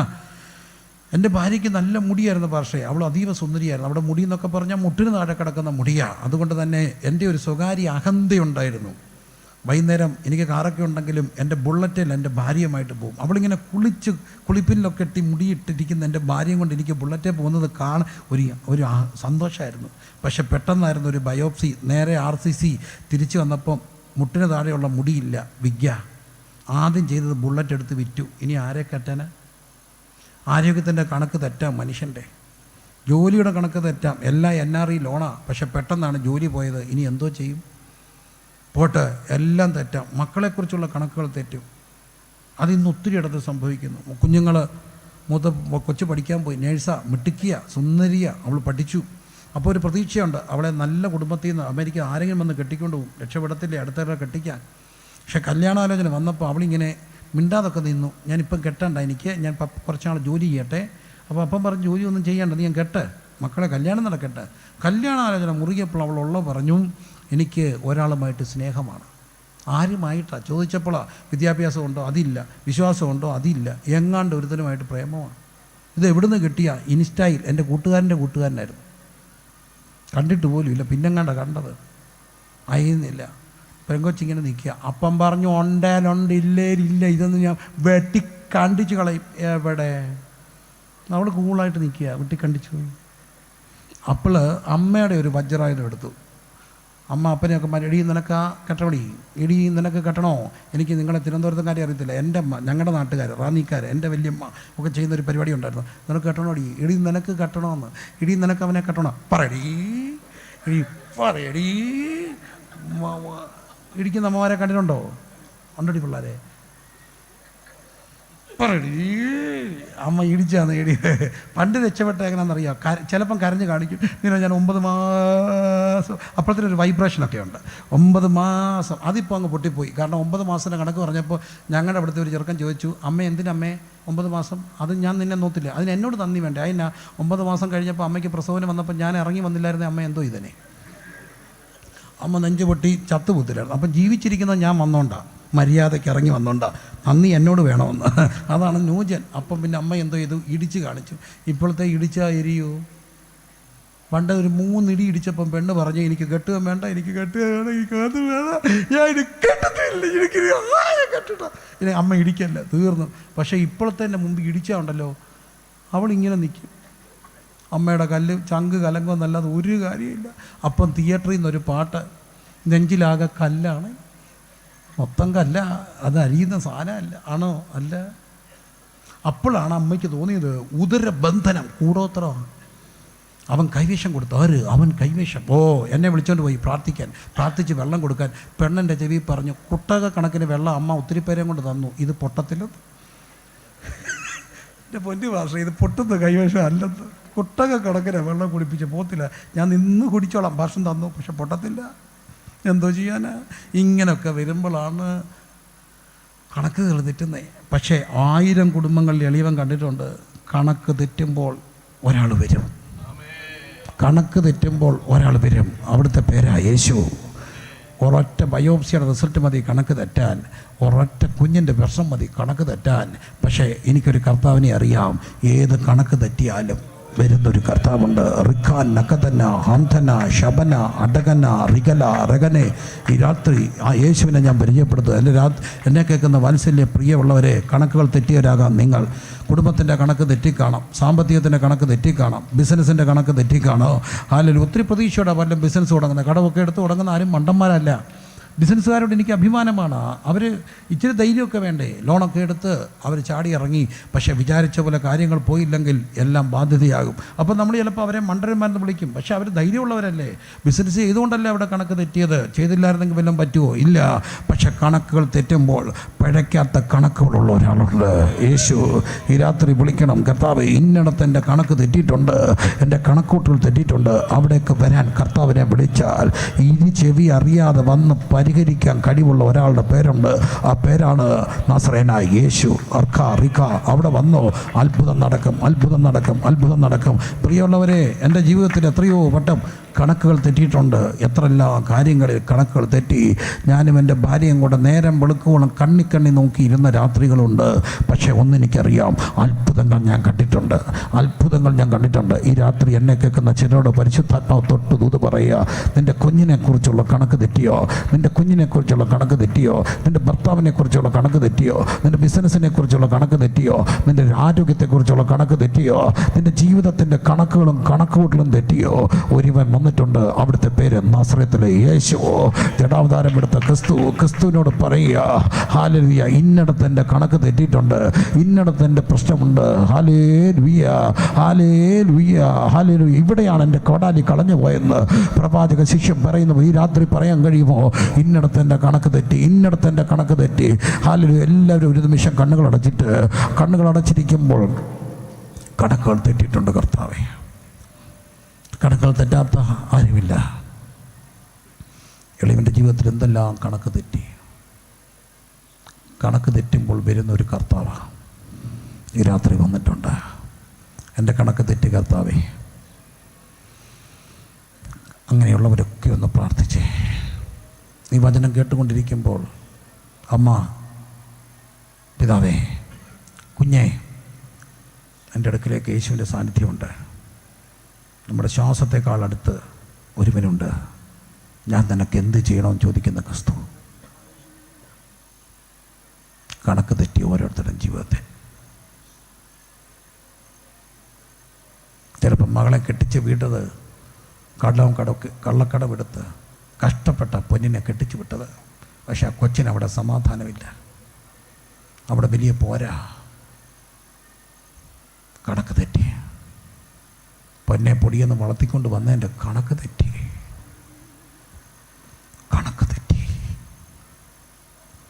പക്ഷേ എൻ്റെ യേശുവിൻ്റെ കണക്ക് തെറ്റത്തില്ല.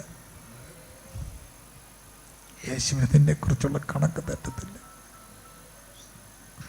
വന്നിട്ടുണ്ട് ഈ രാത്രി യേശു. ഈ കൺവെൻഷൻ ഗ്രൗണ്ടിൽ എൻ്റെ കർത്താവിൻ്റെ സാന്നിധ്യമുണ്ട്. ഈ ശബ്ദം പുറത്തു കേൾക്കുന്ന മനസ്സിലെ സഹോദര, നിങ്ങളുടെ മതം നിങ്ങളുടെ വ്യക്തിപരമായ കാര്യം, നിങ്ങളുടെ ജാതി നിങ്ങളുടെ വ്യക്തിപരമായ കാര്യം, നിങ്ങളുടെ രാഷ്ട്രീയം നിങ്ങളുടെ വ്യക്തിപരമായ കാര്യം. പക്ഷെ താങ്കൾ കണക്ക് കിട്ടിയതാണോ? കണക്കുകൂട്ടലുകൾ തെറ്റിയവനാണോ? ജാതി മത വർഗവർണ്ണങ്ങൾക്കപ്പുറമായി ഈ രാത്രി പിഴച്ച കണക്കുകൾക്കകത്ത് പിഴയ്ക്കാത്ത കണക്കുകളുമായി എൻ്റെ യേശുവിനെ ക്ഷണിക്കുക. വന്നാട്ടപ്പ എൻ്റെ ജീവിതത്തിലേക്ക് ക്ഷണിക്കുമോ? പറയുമോ, ഇന്നിടത്താണ് എൻ്റെ തെറ്റിയത്. റഖാന, ഹംതുനിയ, ഷഗനിയ, അത്തനിയ, റഗനിയ, റന്ധന, ദീഖാന, റബന. യേശുവെ നന്ദി, യേശുവേ നന്ദി, യേശുവേ ആരാധന, യേശുവേ സ്തുതി, യേശുവേ നന്ദി. 2-ാം അധ്യായത്തിൽ കണക്കുകൾ തെറ്റിയെടുത്ത് ദൈവം അത്ഭുതം ചെയ്യുക. 1-ാം അധ്യായത്തിലൊരു പുതിയ ദൈവിക വെളിപ്പാട്, 2-ാം അധ്യായത്തിലൊരു പുതിയ വീഞ്ഞാണ്. അപ്പോൾ അവിടെ പറയുന്നൊരു കാര്യമുണ്ട്, മേത്തരമായ വീഞ്ഞ്. ആദ്യം എല്ലാവരും മേത്തരമായത് കൊടുക്കും, പിന്നെ എളുപ്പമായത് കൊടുക്കും. പക്ഷെ കർത്താവ് വന്നാൽ അവസാനം വരെ മേത്തരമായ. കല്യാണം കഴിച്ചപ്പോൾ എന്തോ ഒരു ബഹളമായിരുന്നു. പിള്ളേരുടെ പോക്കും വരവും കണ്ടപ്പം നമുക്ക് തോന്നി ഇവരുടെ സ്നേഹം എന്താണ്. ഇപ്പം താണ്ട് 2 തട്ടില്ല. ആദ്യം മേത്തരമായത്, പിന്നെ എളുപ്പമായത്. പക്ഷേ എൻ്റെ കർത്താവ് ഉണ്ടെങ്കിൽ എങ്ങനെയാണെന്നറിയാം, ആദിയിങ്കൽ കൈപ്പാകിയിലും അന്ത്യമോ മാതൂരമത്രേ. ആദിയിങ്കൽ കൈപ്പാകിയിലും അന്ത്യമോ മാതൂരമത്രേ. പരപരമേശ പരമരുളീശ നീ അത്രേയൻ രക്ഷാസ്ഥാന. ആമേ. പരപരമേശ പരമരുളീശ നീ അത്രേയൻ രക്ഷാസ്ഥാനം. എൻ്റെ കർത്താവ് വന്നാ ആദ്യം ഇച്ചിരി കയ്പാണെങ്കിലും അന്ത്യത്തെ മധുരമാക്കാൻ കഴിവുള്ള ഒരു ദൈവമുണ്ട്. 2-ാം അധ്യായത്തിൽ ഒരു പുതിയ വീഞ്ഞ് കാണുകയാണ്. 3-ാം അധ്യായത്തിലേക്ക് വരുമ്പോൾ അവിടെ നിക്കോദീമോസിനെ കാണുന്നുണ്ട്. നിക്കോദീമോസ് വളരെ ഭക്തനായ ഒരു യഹൂദ മനുഷ്യൻ. പക്ഷെ അവനോട് കർത്താവ് പറയുന്ന ഒരു കാര്യമുണ്ട്. എന്താണ്? ആമേൻ ആമേൻ, ഞാൻ നിന്നോട് പറയുന്നു, നീ പുതുതായി ജനിച്ചില്ല എങ്കിൽ, എങ്ങനെ? വെള്ളത്താലും ആത്മാവിനാലും ജനിച്ചില്ല എങ്കിൽ നിനക്ക് ദൈവരാജ്യത്തിൽ കിടക്കാൻ കഴിയുകയില്ല. 1-ാം അധ്യായത്തിൽ ഒരു പുതിയ ദൈവിക വെളിപ്പാടാണ്. 2-ാം അധ്യായത്തിൽ പുതിയ വീഞ്ഞാണ്. പുതിയ വീഞ്ഞും കൊണ്ട് മാത്രം തൃപ്തിപ്പെടരുത്. പുതിയ വീഞ്ഞൊക്കെ കർത്താവ് തരും. ഈ ജനം അപ്പം തിന്നതുകൊണ്ട് എന്നെ അന്വേഷിക്കുന്നു. പക്ഷേ ഒരു കാര്യം ഓർത്തോടെ, ആ കർത്താവിനെ ഹൃദയത്തിൽ സ്വീകരിച്ച് വീണ്ടും ജനനാനുഭവം, അതാണ് പുതുജനനം എന്ന് പറയുക. 3-ാം അധ്യായത്തിൽ കർത്താവ് പറയുകയാണ്, നീ യഹൂദനായിരിക്കെ, യഹൂദനൊക്കെ ആയിരുന്നോട്ടെ, പക്ഷേ എന്നെ നീ വ്യക്തിപരമായി ആത്മാവിൽ ജനിച്ചില്ല എങ്കിൽ നിനക്ക് സ്വർഗരാജ്യം പ്രവേശിപ്പാൻ കഴിയുകയില്ല. 3-ാം അധ്യായത്തിൽ വീണ്ടും ജനം. എന്താ വീണ്ടും ജനം എന്ന് പറഞ്ഞാൽ, വാലസ് ചെയ്ത പോലെ എൻ്റെ ഹൃദയത്തിൽ അങ്ങേക്കിടമുണ്ടെന്ന് പറഞ്ഞ് എൻ്റെ പാപങ്ങളെ ഏറ്റു പറഞ്ഞ് അവൻ്റെ പുത്രനായ യേശുവിൻ്റെ രക്തം എൻ്റെ സകല പാപവും പോക്കി എന്നെ രക്ഷിക്കുക. ഹല്ലേലൂയ. പാപങ്ങളെ ഏറ്റു പറഞ്ഞ് അവിടുത്തെ വചനത്താൽ കഴുകപ്പെട്ട് അവിടുത്തെ ഹൃദയത്തിൽ സ്വീകരിക്കുന്ന മഹത്തായ കാര്യമാണ് വീണ്ടും ജനനം. 3-ാം അധ്യായത്തിൽ പറയുന്നത് വീണ്ടും ജനനെ കുറിച്ചാണ്. 4-ാം അധ്യായത്തിൽ ഒരു പാപിനിയായ സ്ത്രീ വരികയാണ്. 4-ാം അധ്യായം ശമരിയക്കാരത്തിയാണ്. യേശു കർത്താവ് 3-ാം അധ്യായത്തിൽ പുതുജന്മത്തെക്കുറിച്ചാണ് പറയുന്നത്. 4-ാം അധ്യായത്തിൽ പറയുന്നത് എന്താണ്? പാപിനിയായി സ്ത്രീയെടുത്തിട്ട് വരികയാണ്. ഈ പുതുജന്മം ഉണ്ടായിക്കഴിഞ്ഞാൽ അവിടെ നടിച്ചുവരുകളില്ല. 4-ാം അധ്യായത്തിൽ ശമരിയക്കാരെടുത്തോട്ട് പോവുകയാണ്. യഹൂദൻ എവിടെ പോകത്തില്ല? ശമരിയക്കാരെടുത്ത് പോകത്തില്ല. യഹൂദന് ശമരിയക്കാരെടുത്ത്. ജാതി വിവേചനം ഭയങ്കരമാണ് അവിടെ. ശമരിക്കാരനും യഹൂദനിൽ നിന്നുള്ള ഭയങ്കര വേർതിരിവുണ്ടായിരുന്നു. പ്രിയമുള്ളവരെ, കേരളത്തെ നമ്മുടെ സ്വാമിജി വന്നപ്പം വിളിച്ച ഒരു വാക്കുണ്ട്, കേരളം ഒരു ഭ്രാന്താലയം. എന്തിൻ്റെ പേരിലാണ്? അയിത്തം, ജാതി വ്യവസ്ഥത, സ്ത്രീ പുരുഷ വിവേചനം കൊടുമ്പിരിക്കൊണ്ടിരുന്നൊരു കാലഘട്ടത്തിൽ കേരളത്തെ വിളിച്ചു ഭ്രാന്താലയം എന്ന് വിളിച്ചു. എന്നാൽ ഒരു പെന്തക്കോസ്തുകാരൻ എന്ന നിലയിൽ ഞാൻ അഭിമാനിക്കുന്നൊരു കാര്യമുണ്ട്. അന്ന് ജാതി വിവേചനം ശക്തമായിരുന്നൊരു കാലഘട്ടത്തിൽ ലോകം ഞെട്ടി, കേരളം ഞെട്ടി, സവർണ സമുദായങ്ങൾ ഞെട്ടി. എന്താ കാര്യം? അവർണനും സവർണനും ഉയർന്നവനും താണവനും ഒരു പായ ഇരുന്ന് ഒന്നിച്ചാരാധിച്ചു. ഒന്നിച്ചാരാധിച്ചു കഴിഞ്ഞ് ഒരപ്പത്തിൽ നിന്ന് എടുത്തു, ഒരു പാനപാത്രത്തിൽ നിന്ന് കുടിച്ചു. എഴുന്നേറ്റപ്പോൾ അവർ കെട്ടിപ്പിടിച്ച് പറഞ്ഞു, മരണത്താൽ മറയാത്ത മഹൽ സ്നേഹപ്രഭയാൽ പിരിയ ബന്ധമാണിത്. വീണ്ടും ജന്മം പ്രാപിച്ച സമൂഹത്തിനൊരു പ്രത്യേകതയുണ്ട്. അവിടെ ജാതി വിവേചനമില്ലാത്ത സമൂഹമാണ്. ആമേൻ പറയാവുന്നവരെല്ലാം ആമേൻ പറഞ്ഞേ. ആമേൻ പറയാവുന്നവർ ഉറക്കെ ആമേൻ പറഞ്ഞേ. ജാതിയുടെ മതത്തിൻ്റെ വേലുക്കെട്ടുകൾക്കകത്താണ് ഇന്നെന്താണ് ഉത്തരാധുനിക യുഗത്തെ വീണ്ടും പുരാതന യുഗത്തിലേക്ക് കൊണ്ടുപോകാൻ ശ്രമിക്കുന്ന ചിന്തകളും ചിന്താധാരകളും ഒക്കെ വരുമ്പോൾ പുതിയ നിയമസഭ അറിയേണ്ട ഒരു കാര്യമുണ്ട്. പുതിയ നിയമസഭ വീണ്ടും ജന്മം പ്രാപിച്ചവർ അതിന് മേളിലാണ്. അവർക്ക് വേർപാണ്ഡം നടിച്ചു വരികളില്ല. അവർ മനുഷ്യരായി കാണുന്ന സമൂഹമാണ്. ഹല്ലേലൂയ. ചേർന്ന് ദൈവത്തിന് സ്തോത്രം ചെയ്താട്ട്. ആ സ്ത്രീ അല്പം ജീവിതത്തിൽ ഇടറിപ്പോയൊരു സ്ത്രീയാണ്. ഇടറിപ്പോയൊരു സ്ത്രീയോട് കർത്താവ് സംസാരിക്കുമ്പോൾ പറയുന്നൊരു കാര്യമുണ്ട്. അതാണ് സുഖാറിയിലെ ദാഹം. പിള്ളേർക്കൊക്കെ അറിയാവുന്നൊരു പാട്ടുണ്ടോ? നട്ടുച്ച നേരത്ത് കിണറിൻ്റെ വക്കത്ത് വെള്ളത്തിനായി ഞാൻ കാത്തിരിപ്പു, വെള്ളത്തിനായി ഞാൻ കാത്തിരിപ്പു. ഒരു പാത്രം ദാഹജലം ചോദിക്കുകയാണ്. അപ്പോൾ ആ സ്ത്രീ പറയുന്ന കർത്താവളോട് സംസാരിക്കും, നീ യഹൂദനായിരിക്കുക, എന്നോട് എങ്ങനെയാണ് കുടിപ്പാൻ ചോദിക്കുക. അപ്പം കർത്താവ് പറയുന്നൊരു വാക്കുണ്ട്, ഈ വെള്ളം കുടിക്കുന്നതിനെല്ലാം പിന്നെയും ദാഹിക്കും. എന്നിൽ നിന്ന് കുടിക്കുന്നവനത് നിത്യജീവങ്കിലേക്ക് പൊങ്ങുന്ന എന്തായി മാറും? നീരുറവയായി മാറും. ഇന്നത്തെ സമൂഹത്തിൻ്റെ പ്രശ്നം എന്താ? പാവം പിടിച്ചൊരു സ്ത്രീയാണ് ഈ കുട്ടി. എനിക്ക് അവളോട് വളരെ അനുകമ്പയുണ്ട്. അവിടെ ഹൃദയത്തിൽ അടങ്ങാത്തൊരു ദാഹം, എന്തിനോ വേളോ സ്നേഹത്തിന് വേണ്ടിയുള്ള ദാഹമാണ്. അവിടെ ജീവിതത്തെ എല്ലാ മനുഷ്യൻ്റെയും മനസ്സിനകത്ത് പല തട്ടുകളുണ്ട്. ഒന്ന് ബോധമനസ്സാണ്. ബോധമനസ്സ്. മറ്റെന്താണ്? സബ് കോൺഷ്യസ്, ഉപബോധ മനസ്സുണ്ട്, ഇല്ലേ? ഉപബോധ മനസ്സുണ്ട്. ഇനി ഒരു സൂപ്പർ കോൺഷ്യസ് ഉണ്ട്. അതാണ് ദൈവാംശം, ദൈവത്താൽ നിറയപ്പെടേണ്ടത്. ഈ മനുഷ്യൻ്റെ അകത്തുള്ള ദാഹമാണ് ഇന്ന് മനുഷ്യനെ കൊണ്ടുപോയി എത്തിക്കുന്നത്. ഇന്ന് കേരളത്തിൻ്റെ ഏറ്റവും വലിയ പ്രശ്നം എന്താ? നമ്മുടെ ഗവൺമെൻറ്, നമ്മുടെ ഡിപ്പാർട്ട്മെൻറ്റ്, പോലീസുകാർ, എക്സൈസുകാർ, സാമൂഹ്യ പ്രവർത്തകർ, കൗൺസിലിംഗുകാർ എല്ലാം കൈ കോർക്കുന്നു. എന്തിനു വേണ്ടിയാ? ലഹരിക്കെതിരെയുള്ള ഒരു വിപത്താണ്. ലഹരിക്കെതിരെ കൈകോർക്കുകയാണ്. MDMA പോലെയുള്ള ദുരന്തങ്ങൾ കേരളത്തിലേക്ക് വന്നു. ഒരിടത്ത് മദ്യപാനം, ഇന്ന് മദ്യപാനം വേണ്ട അല്ല, ചെറുപ്പക്കാർ, കുഞ്ഞുങ്ങൾ, കൊച്ചു കുഞ്ഞുങ്ങൾ, കൂള് എന്ന് വേണ്ട അവിടെ തുടങ്ങുകയാണ്. എന്നിട്ടോ ലഹരിയുടെ ലോകത്തേക്ക് പോവുകയാണ്. എന്തുകൊണ്ടാണ് ഇവർ ലഹരിയിലേക്ക് പോകുന്നത്? എന്തിനാണ് ഇവർ ലഹരിയിലേക്ക് പോകുന്നത്? പ്രിയരെ, ലഹരിയിലേക്ക് പോകാനൊരു കാര്യമുണ്ട്. വല്ലാത്തൊരു ദാഹം, എന്തെന്നറിയാത്തൊരു അസ്വസ്ഥത മനുഷ്യൻ്റെ ഹൃദയത്തിലുണ്ട്. ഈ അസ്വസ്ഥതയാണ് ലഹരി മാഫിയകൾ മുതലെടുക്കുന്നത്. പരീക്ഷയൊക്കെ വരുമ്പോൾ ഈ കുഞ്ഞുങ്ങൾക്ക് വല്ലാത്ത ടെൻഷന്, ചിലപ്പോൾ ടെൻഷൻ അടിക്കും. ചിലപ്പം അവരുടെ പ്രണയം നൊന്താൽ, ഈ പ്രണയമൊക്കെ ഒന്ന് പൊട്ടുമ്പോഴത്തേന് ഈ പിള്ളേരൊക്കെ കാണിക്കുന്ന വെപ്രാളം കാണണം. പണ്ട് പെമ്പിള്ളാർ കിടന്ന് വെപ്രാളപ്പെടാന്ന്, ഇപ്പം പെമ്പിള്ളാർ വളരെ ബോൾഡാണ്. അവരാണ് പലപ്പോഴും തേച്ചിട്ട് പോകുന്നത്. ആമ്പിള്ളേർക്കാണ് വയ്യാതാണ്. അപ്പോൾ ആമ്പിള്ളേരിങ്ങനെ കിടന്ന് ചാകുമ്പോൾ ഒരു വട്ടം ഞാനൊരു ഇടത്ത് പോകുമ്പോൾ ഒരു ചെറുക്കൻ കരഞ്ഞുകൊണ്ട് എന്നെ വിളിച്ച്, പാസ്റ്റങ്ങളേ എവിടെ? ഞാൻ പറഞ്ഞാൽ ദൂരെയാണ് മക്കളെ, എന്താണ്? ഞാൻ അങ്ങ് വരെ പാസ്, എനിക്ക് പാസ്. അപ്പോൾ എൻ്റെ കൂടെ ഓടിച്ചുകൊണ്ടിരുന്നത് അവൻ ഒരു താരമാണ്. അവൻ എന്നോട് പറയാം, പാസ്റ്റങ്ങളെ അച്ഛാ മിക്കവാറും തേപ്പ് കിട്ടിയതാണ്, കുഴപ്പമില്ല, ആദ്യത്തേതാണ്, 2-3 കെട്ടി കഴിയുമ്പോൾ ഇവൻ ഓക്കെ ആയിക്കോളൂ. അപ്പോൾ കണ്ടോ, എല്ലാ പിള്ളേരും കരയുമ്പോൾ അസ്തിത്വം ഒരു വല്ലാത്ത ബോധം. അപ്പോഴാണ് കൂട്ടുകാരെ കൊണ്ടുകൊടുക്കുന്നത്, ഈ സാധനം ഒന്ന് വലിച്ചേ ഏട്ടാ, ഇതൊന്ന് പിടിപ്പിച്ച കിളി പോയി ഇങ്ങനെ ഇരിക്കും. ഇങ്ങനെ 2-3 ദിവസമൊക്കെ ഇരുന്ന് കളയും. ഞങ്ങളുടെ കോളേജിൻ്റെ അവിടെ ഒരു സംഭവം നടന്നായിട്ട് കേട്ടു. എനിക്കറിയാവുന്നൊരു സംഭവം, ഒരു പയ്യനാ, വലിയ വീട്ടിലെ ചെറുക്കനെ കൈ കൊണ്ട് മേച്ചൊറിയാത്ത പയ്യനാ. അവനാ എല്ലാവരും പോയിരിക്കുന്ന ഒരു തോട്ടമുണ്ട്, 2-3 ഏക്കർ റബ്ബർ തോട്ടമാണ് കോളേജിൻ്റെ അടുത്തുള്ള.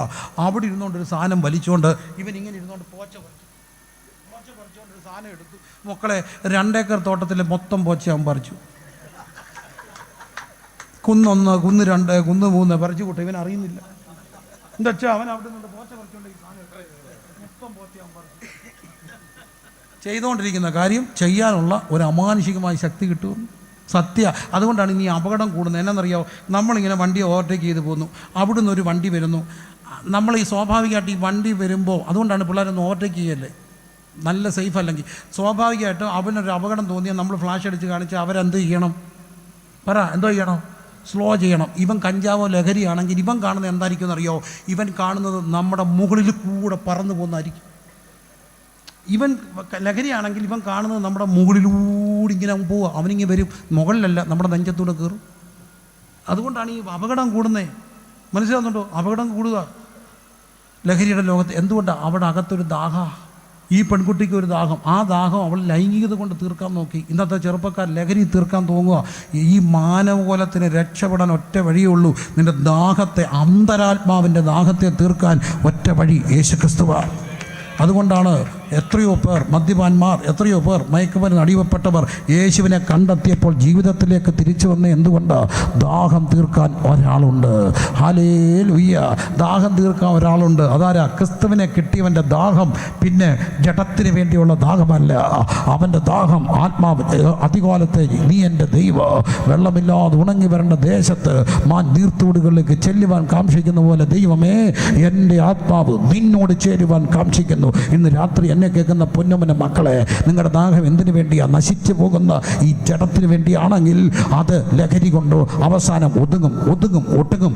മനസ്സ് തകർന്നു പോയൊരു സംഭവം എക്സൈസുകാരൻ്റെ പറഞ്ഞ ഒരു സാക്ഷ്യം ഞാൻ കേട്ടു. എക്സൈസുകാരൻ പറയുക, ഒരു പയ്യനെ പിടിച്ചു, ഏതോ ഒരു വിഷയത്തിൽ പിടിച്ചു, പക്ഷേ അവനെ ലോക്കപ്പിൽ അടച്ചു. ലോക്കപ്പിൽ അവൻ വളരെ ശാന്തനും നല്ല സുന്ദരനും കൊച്ചുകുട്ടൻ, ശാന്തനാണ്. പക്ഷെ കുറച്ച് കഴിഞ്ഞപ്പോൾ അവൻ പെട്ടെന്ന് കുറേ നേരം കഴിഞ്ഞപ്പോൾ അവൻ വയലൻ്റ് ആകുന്നു. അവൻ ഇറങ്ങി വരുന്നു. അവൻ ആ ലോക്കപ്പിൻ്റെ കമ്പിയെ പിടിച്ചിട്ട് വല്ലാതെ വലിക്കുന്നു. ഈത്തായെല്ലാം വരുന്നു. അവൻ ആ കമ്പിക്കിട്ട് തല കൊണ്ട് ആഞ്ഞിടിക്കുന്നു. ഒടുവിൽ അവൻ തെറിച്ചു പോയി ഭിത്തിയെ തട്ടി താഴെ വീഴുന്നു. എന്ത് പറ്റി ഇവന്? ശാന്തനായിരുന്ന കൊച്ചൻ ഇത്രയും ഒരു ഫിക്സ് വരുന്ന പോലെ കാണിക്കുക. അവരവനെ അടുത്തുള്ള ഹോസ്പിറ്റലിൽ കൊണ്ടുപോയി. ഡോക്ടർ അവനെ പരിശോധിച്ചിട്ട് പറഞ്ഞു, വിട്രോവല, സാധനം എടുക്കേണ്ട സമയമായി. കിട്ടാതെ വന്നപ്പോഴത്തെ വിട്രോവല. അവൻ്റെ കൈയും കാലും കെട്ടിയിട്ടു. അവന് ആൻറ്റി വിട്രോവൽ മെഡിസിൻസ് കൊടുക്കാൻ തുടങ്ങി. കയ്യും കാലും കെട്ടിയിട്ട് പയ്യൻ മെഡിസിനൊക്കെ ചെന്നപ്പോൾ ഒന്ന് നോർമലായപ്പോൾ അവൻ്റെ ഉമ്മ വരുന്നെന്ന് കണ്ടപ്പോൾ അവൻ പോലീസുകാരുടെ കയ്യെ കെഞ്ചി പറഞ്ഞു, കെട്ടടിച്ചു വിടണം. ഉമ്മ ഇങ്ങനെ കാണല്ലേ, ഉമ്മ സഹിക്കില്ല, ഞാൻ വയലൻ്റ് ആകില്ല, സത്യം.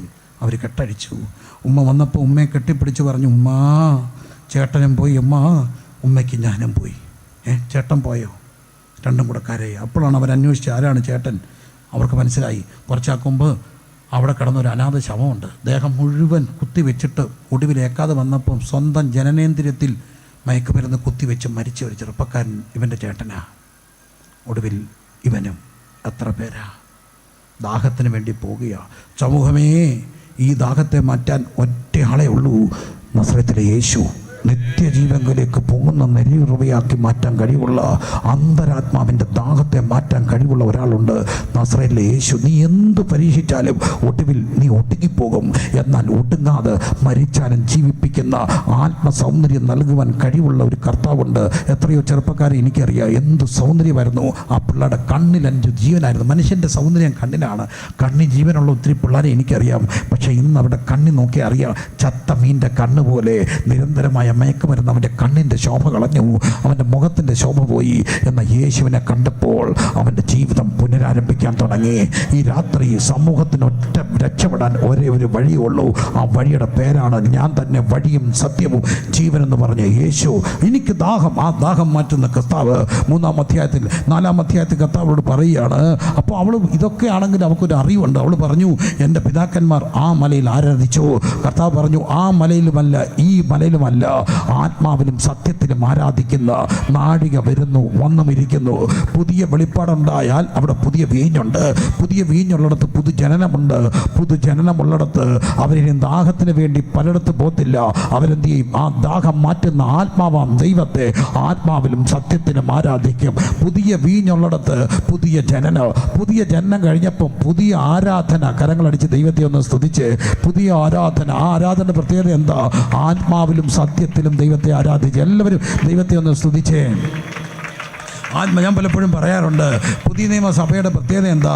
ആത്മാവിൽ ആരാധിക്കും. അല്ല, എന്നെ കേൾക്കുന്ന വാത്സല്യ സമൂഹമേ, ഈ നാട്ടുകാരോട് ഞാൻ ചോദിച്ചോട്ടെ, ഞങ്ങൾ പെന്തക്കോസ്തുകാർ നിങ്ങൾക്ക് എന്ത് ദോഷമാണ് ചെയ്തേ? നിങ്ങളെന്തിനാ ഞങ്ങളെ തല്ലുന്നേ? നിങ്ങളെന്തിനാ ഞങ്ങളെ ഓടിക്കുന്നേ? നിങ്ങളെന്തിനാ ഞങ്ങളെ പേടിക്കുന്നേ? ഞങ്ങൾ ആകെപ്പാടെ ഞങ്ങൾ ആരോടെങ്കിലും പറയുന്നുണ്ടോ? കലാപം നടത്താൻ പറയുന്നുണ്ടോ? ഉണ്ടോ? ഉണ്ടെങ്കിൽ പറ. ഞങ്ങളുടെ ഹോളുകളിൽ ഞങ്ങൾ ആയുധ പരിശീലനം നടത്തുന്നുണ്ടോ?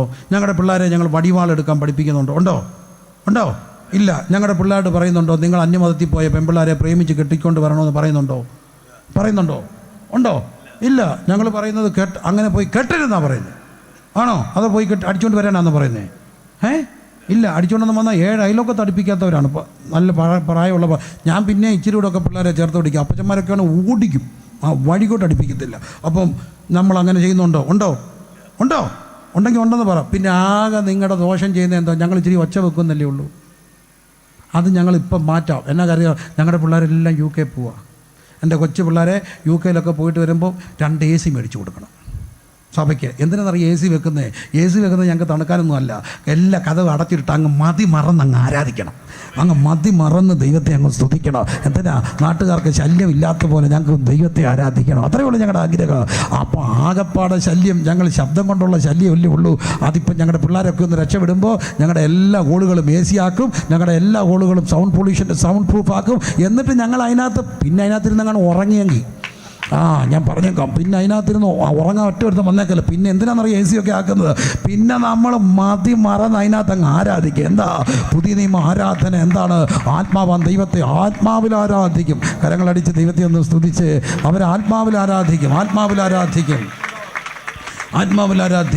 ആത്മാസ്നാനം പ്രാപിക്കും. ആത്മാവിൽ ദൈവം. എന്തുകൊണ്ട് ആത്മാവിൽ ദൈവം ആത്മാവാകുന്നു. കേരളത്തിൻ്റെ ഏറ്റവും വലിയ ഒരു ദാർശനികനായിരുന്ന ഒരു ഗുരുവുണ്ട്. ഗുരു നിത്യ ചൈതന്യ യതി. മഹാനായിരുന്നു, ദാർശനികനായിരുന്നു, പണ്ഡിതനായിരുന്നു, ഫിലോസഫറായിരുന്നു, തത്വചിന്തകനായിരുന്നു. നിത്യ ചൈതന്യ യതി. അദ്ദേഹം ത്തിൻ്റെ ഒരു എഴുത്ത് ഒരു ലേറ്ററത്തിൽ എഴുതിയത് എൻ്റെ കയ്യിൽ ഇരിപ്പുണ്ട്. പക്ഷേ ഇന്ന് എൻ്റെ കയ്യിൽ പേപ്പർ കട്ടിങ് ഇല്ല.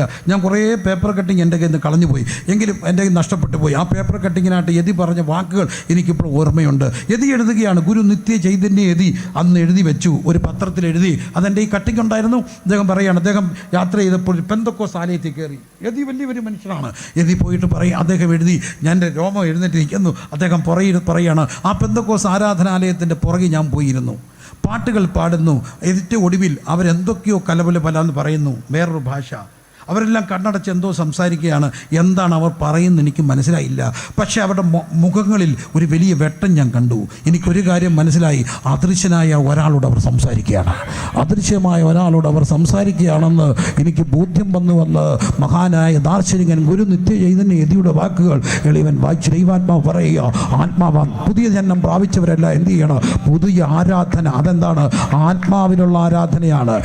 എങ്ങനെ ആരാധിക്കും? പൂർണ്ണ ആത്മാവോടും പൂർണ്ണ ശക്തിയോടും പൂർണ്ണ മനസ്സോടും കൂടെ ദൈവത്തെ കരങ്ങളടിച്ച് ദൈവത്തെ ഒന്ന് സ്തുതിച്ച് പൂർണ്ണ ആത്മാവോടെ, പൂർണ്ണ ശക്തിയോടെ, പൂർണ്ണ ബലത്തോടെ, ഹല്ലേലൂയ, പൂർണ്ണ മനസ്സോടെ ദൈവത്തെ സ്തുതിക്കുക. Hallelujah, hallelujah. അത് പുരുഷന്മാർ, സഹോദരിമാർ മാത്രമല്ല, സകല പുരുഷന്മാരും ദൈവത്തെ ആരാധിക്കണം. മതി മറന്ന് ദൈവത്തെ ആരാധിക്കണം. ഞാൻ സാധാരണ പറയുന്ന ഒരു കാര്യമുണ്ട്. ഇന്ന് പലർക്കും ദൈവത്തെ ആരാധിക്കാൻ മടി എന്നാണെന്നറിയാം. അവരങ്ങ് വലിയ പുള്ളിയാന്ന് തോന്നുമ്പോഴാണ്. ഈ പള്ളി, നമ്മുടെ പള്ളികളൊക്കെ കൊച്ചു പള്ളികളാണ്. ഇന്ന് നമുക്ക് സാമ്പത്തിക പ്രശ്നമൊക്കെ ഉള്ളതുകൊണ്ടാണ്. എന്നാലും പഴയ പുരാതനമായ വലിയ കത്രിയുടെ പള്ളി, യാക്കോബ പള്ളി, വലിയ കത്രിയുടെ കത്തോലിക്ക പള്ളിയൊക്കെ പണിയുന്നത് പൊക്കം കുറച്ചാണോ പൊക്കം കൂട്ടിയാണോ? ഭയങ്കര പൊക്കമല്ലേ? എന്തിനാ പള്ളി പൊക്കി പണിയുന്നേ? പള്ളി പൊക്കി പണിയുന്നതിൻ്റെ ശാസ്ത്രം എന്താ മക്കളെ? വലിയ പള്ളിയില്ലേ, പള്ളി എന്തിനാ പൊക്കി പണിയുന്നേ? പള്ളി പൊക്കി പണിയുന്ന ഒരു ശാസ്ത്രമാണ്. എന്നാന്ന് ചോദിച്ചാൽ ഈ വലിയ അച്ചായനുണ്ടല്ലോ, വലിയ അച്ചായൻ, വലിയ ബഡോ അച്ചായൻ, സഭാ സെക്രട്ടറി, കാശുള്ള അച്ചായൻ ബെൻസുകാരൻ്റെ പുറകെ ഇങ്ങനെ ഞെളിഞ്ഞ് കിടന്ന് പള്ളി മുറ്റത്തോട്ട് വരും. അപ്പം മുമ്പിൽ നിന്ന് ഒരാളിറങ്ങി ഡോറൊക്കെ തുറക്കും. അച്ചായൻ ചേച്ച് പഠിച്ച് ഷൂസൊക്കെ ഇട്ട് ഇങ്ങനെ ഇറങ്ങി ഇങ്ങനെ നിപ്പുണ്ട്. 2 ഫോണിലും iPhone 15 Pro. പിന്നെ പുള്ളി ഇങ്ങനെ നടക്കത്തുള്ളൂ. 2 കയ്യിലും കഷത്തി നാരങ്ങ ഉണ്ടെന്ന് തോന്നുന്നു. ആ നടപ്പൊക്കെ നടക്കുന്നവരെ കണ്ടിട്ടില്ലേ?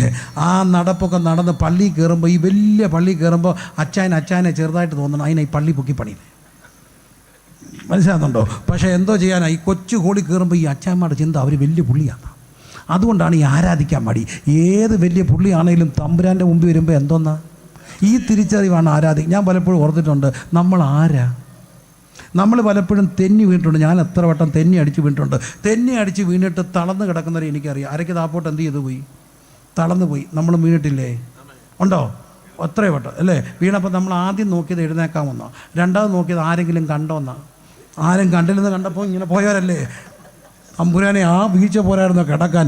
അതങ്ങോട്ട് ഓർത്താൽ മതി, ദൈവത്തെ അങ്ങ് സ്തുതിച്ചോളും. എന്താ കാര്യം? എഴുന്നേറ്റ് നടക്കുന്നില്ലേ? ഹല്ലേലൂയ. എന്നിലും ശക്തർ, എന്നിലും വീരർ വീണ് തകർന്ന ഈ പോർക്കള ശക്തിയോടൊന്നും ദൈവത്തെ സ്തുതിച്ച് പുതിയ ജന്മം ഉണ്ടായാൽ പിന്നെ പുതിയ ആരാധനയാണ്. പുതിയ ആരാധനയിൽ അവിടെ വ്യത്യാസങ്ങളില്ല. അവർ ദൈവത്തെ എങ്ങനെ ആരാധിക്കും? ആത്മാവിൽ ആരാധിക്കും. 2 സത്യത്തിൽ ആരാധിക്കും. ഹല്ലേലൂയ. കരങ്ങളടിച്ച് എല്ലാവരും ദൈവത്തെ സ്തുതിച്ച്, ശക്തിയോടെ സ്തുതിച്ച് ഹല്ലേലൂയ, ഹല്ലേലൂയ. ഈ സമയത്ത് കരങ്ങളടിച്ച് ദൈവത്തെ സ്തുതിക്കുമ്പോൾ ദൈവാത്മാവ് എനിക്ക് ദൈവ നിയോഗം തരുന്നു. രോഗസൗഖ്യങ്ങൾ യേശുവിൻ്റെ നാമത്തിൽ നടക്കട്ടെ. യേശുവിൻ്റെ നാമത്തിൽ ചില കണക്കുകൾ തെറ്റിയിടത്തേക്ക് ദൈവ പ്രവൃത്തി നടക്കട്ടെ. കർത്താവിൻ്റെ കരങ്ങളിലൊക്കെ സമർപ്പിച്ചു കൊടുത്ത് പ്രാർത്ഥിച്ച് ദൈവത്തെ ഒന്ന് സ്തുതിച്ചു തുടങ്ങിയെങ്കിൽ ഹല്ലേലൂയ, ഹല്ലേലൂയ, ഹല്ലേലൂയ. ഒന്ന് പുതിയ ദൈവിക വെളിപ്പാട്. ആ ദൈവത്തെ സ്വീകരിച്ചവരുടെ കണക്കുകൾ തെറ്റുമ്പോൾ പുതിയ വീഞ്ഞ്. 3-ാം അധ്യായത്തിൽ പുതിയ ജനനം. 4-ാം അധ്യായത്തിൽ പുതിയ ആരാധന. ദാഹം തീർക്കുന്ന യേശുവിനെ കണ്ടെത്തിയാൽ അവർ പിന്നെ എങ്ങനെ ആരാധിക്കും? ആത്മാവിൽ ആരാധിക്കും. അവർക്ക് ആത്മാവ് ഒരു ലഹരിയായി മാറും. അതുകൊണ്ടാണ് എഫേസ്യ ലേഖനം പറയുന്നത്, വീഞ്ഞ് കുടിച്ച് മത്തരാകും, അതിനാൽ ദുർനടപ്പുണ്ടാകും. എന്നാൽ ഈ ലഹരി വന്നാൽ ഉണ്ടല്ലോ, ആ ലഹരി വന്നാൽ ദുർനടപ്പല്ല, അതിനെ സത്യത്തിലും നീതിയിലും വഴി നടത്തും. അവർ ആത്മാവ് നിറഞ്ഞവരായി സങ്കീർത്തനങ്ങളാലും സ്തുതികളാലും ആത്മീയ ഗീതങ്ങളാലും തമ്മിൽ പ്രബോധിപ്പിച്ചുകൊണ്ട് ദൈവത്തെ ആരാധിക്കും. ഹല്ലേലൂയ. 4-ാം അധ്യായത്തിൽ പുതിയ ആരാധനയാണ്. 5-ാം അധ്യായത്തിലേക്ക് വരുമ്പോൾ ബെഥേസ്ദ ആട്ടുകുളത്തിൽ അവർ വരികയാണ്. ആട്ടുവാതിക്കൽ അവർ വരുന്നു. അവിടെ ഒരു കുളമുണ്ട്. ആ കുളത്തിൽ 38 ആണ്ട് ആയിട്ട് കിടക്കുന്ന ഒരു മനുഷ്യനുണ്ട്. 38 ആണ്ടെന്ന് പറയുമ്പോൾ അത് യേശുവിനെക്കാട്ടി മൂത്താണ്. യേശു അന്ന് 30+ ആണ്. 30-ാമത്തെ വയസ്സിൽ സ്നാനം ഏറ്റു. അപ്പോൾ യേശുവിൻ്റെ പ്രായത്തെക്കാട്ടിയും കൂടുതലുണ്ട് അവൻ്റെ എന്തിന്? രോഗത്തിന്. അവനല്ല, അവൻ്റെ രോഗത്തിന്. ഈ മനുഷ്യനെ കരയ്ക്ക് കൊണ്ടിട്ടേക്കുക. യേശു കർത്താവിൻ്റെ അടുക്ക് വന്നിട്ട് ചോദിച്ചു, നിനക്ക് സൗഖ്യമാകാൻ മനസ്സുണ്ടോ? മക്കളെ, മനസ്സുണ്ടോ എന്ന് ചോദിച്ചാൽ എന്തോ പറയണം? ഒന്നീ സൗഖ്യമാകാൻ മനസ്സുണ്ടോ, അല്ലെങ്കിൽ ഇല്ല. നാട്ടിലൊരു ചൊല്ലുണ്ട്, അരി എത്രാന്ന് ചോദിച്ചപ്പോൾ എന്തോ പറഞ്ഞു? പയറഞ്ഞാഴി. ആ ഉത്തരവ് ഇവൻ പറഞ്ഞ്, നിനക്ക് സൗഖ്യമാകാൻ മനസ്സുണ്ടോ? അവൻ പറഞ്ഞു, എനിക്കറിയില്ല. കാരണം സത്യം അവൻ പറഞ്ഞത്. കുറേ നാൾ കിടന്ന് ഇവനെ കൊണ്ടുവന്നപ്പോൾ എന്തായിരുന്നു അറിയാമോ? അന്നത്തെ DYFIക്കാരും പിന്നെ യൂത്തുകാരും ക്ലബ്ബുകാരും എല്ലാം കൂടെ ആഘോഷമായിട്ടാണ് കൊണ്ടുവന്നത്. പക്ഷെ കുറച്ചാൾ കിടന്നപ്പം എല്ലാവരുടെയും വരവ് നിന്നു. പിന്നെ അവർ മാസത്തിൽ 1 വന്നു, പിന്നെ വരാതായി, പിന്നെ വർഷത്തിൽ വരാറായി. എല്ലാവരും വന്ന് വരാതായപ്പോഴാണ് അവന് പിടികിട്ടിയ ആരുമില്ലെന്ന്. കുറേ നാൾ കിടന്നാൽ മനസ്സിലാക്കുന്നൊരു സത്യമുണ്ട്, ആരുമില്ലെന്ന്. കുറേ നാൾ കിടന്നാൽ ഏതുള്ളവനും തോന്നും എന്തില്ല, ആരുമില്ല. അതുകൊണ്ട് പ്രായമുള്ളവർ പ്രാർത്ഥിക്കുന്നത്, എന്നെ കിടക്കാതെ അങ്ങ് എടുത്തോണേ കർത്താവേ. കാരണം കിടന്നാൽ മനസ്സിലാക്കുന്നൊരു സത്യമുണ്ട്, ആരുമില്ല. അതാണ് പ്രിയരെ സത്യം. ആരുമില്ല എന്നാൽ എൻ്റെ കർത്താവിനൊരു പ്രത്യേകത ഉണ്ട്. ആരുമില്ലാത്തവനെ തേടി വരുന്നൊരു കർത്താവുണ്ട്. ആരും സഹായമില്ലാതെ എല്ലാവരും പാല് കണ്ടിട്ടും കാണാതെ പോകുമ്പോൾ എന്നാൽ എനിക്കൊരു സഹായകൻ വാനിലുണ്ടെന്നറിഞ്ഞതിൽ ഉല്ലാസമേ. ആരുമില്ലാത്തവനെ തേടി, ആരുമില്ലെന്ന് തോന്നുന്നവനെ തേടി, ആരുമില്ലാതാകുമ്പോൾ എല്ലാവരുടെയും വരവ് നിൽക്കുമ്പോൾ വരുന്നൊരു കർത്താവ് അവനോട് ചോദിച്ചു, നിനക്ക് എന്താണ് വേണ്ടത്? നിനക്ക് സൗഖ്യമാകാൻ മനസ്സുണ്ടോ? എനിക്ക് ആരുമില്ല. എഴുന്നേറ്റ് നിന്റെ കിടക്കയെടുത്ത് നടക്കാൻ പറഞ്ഞു. ഇന്ന് രാത്രി പുതിയ ആരാധനയുള്ളിടത്ത് സൗഖ്യങ്ങൾ നടക്കും, സൗഖ്യങ്ങൾ നടക്കും. ഇന്ന് ഞങ്ങളുടെ പേര് അന്ധവിശ്വാസത്തിൻ്റെ പേരിൽ ഞങ്ങളെ കളിയാക്കാറുണ്ട്.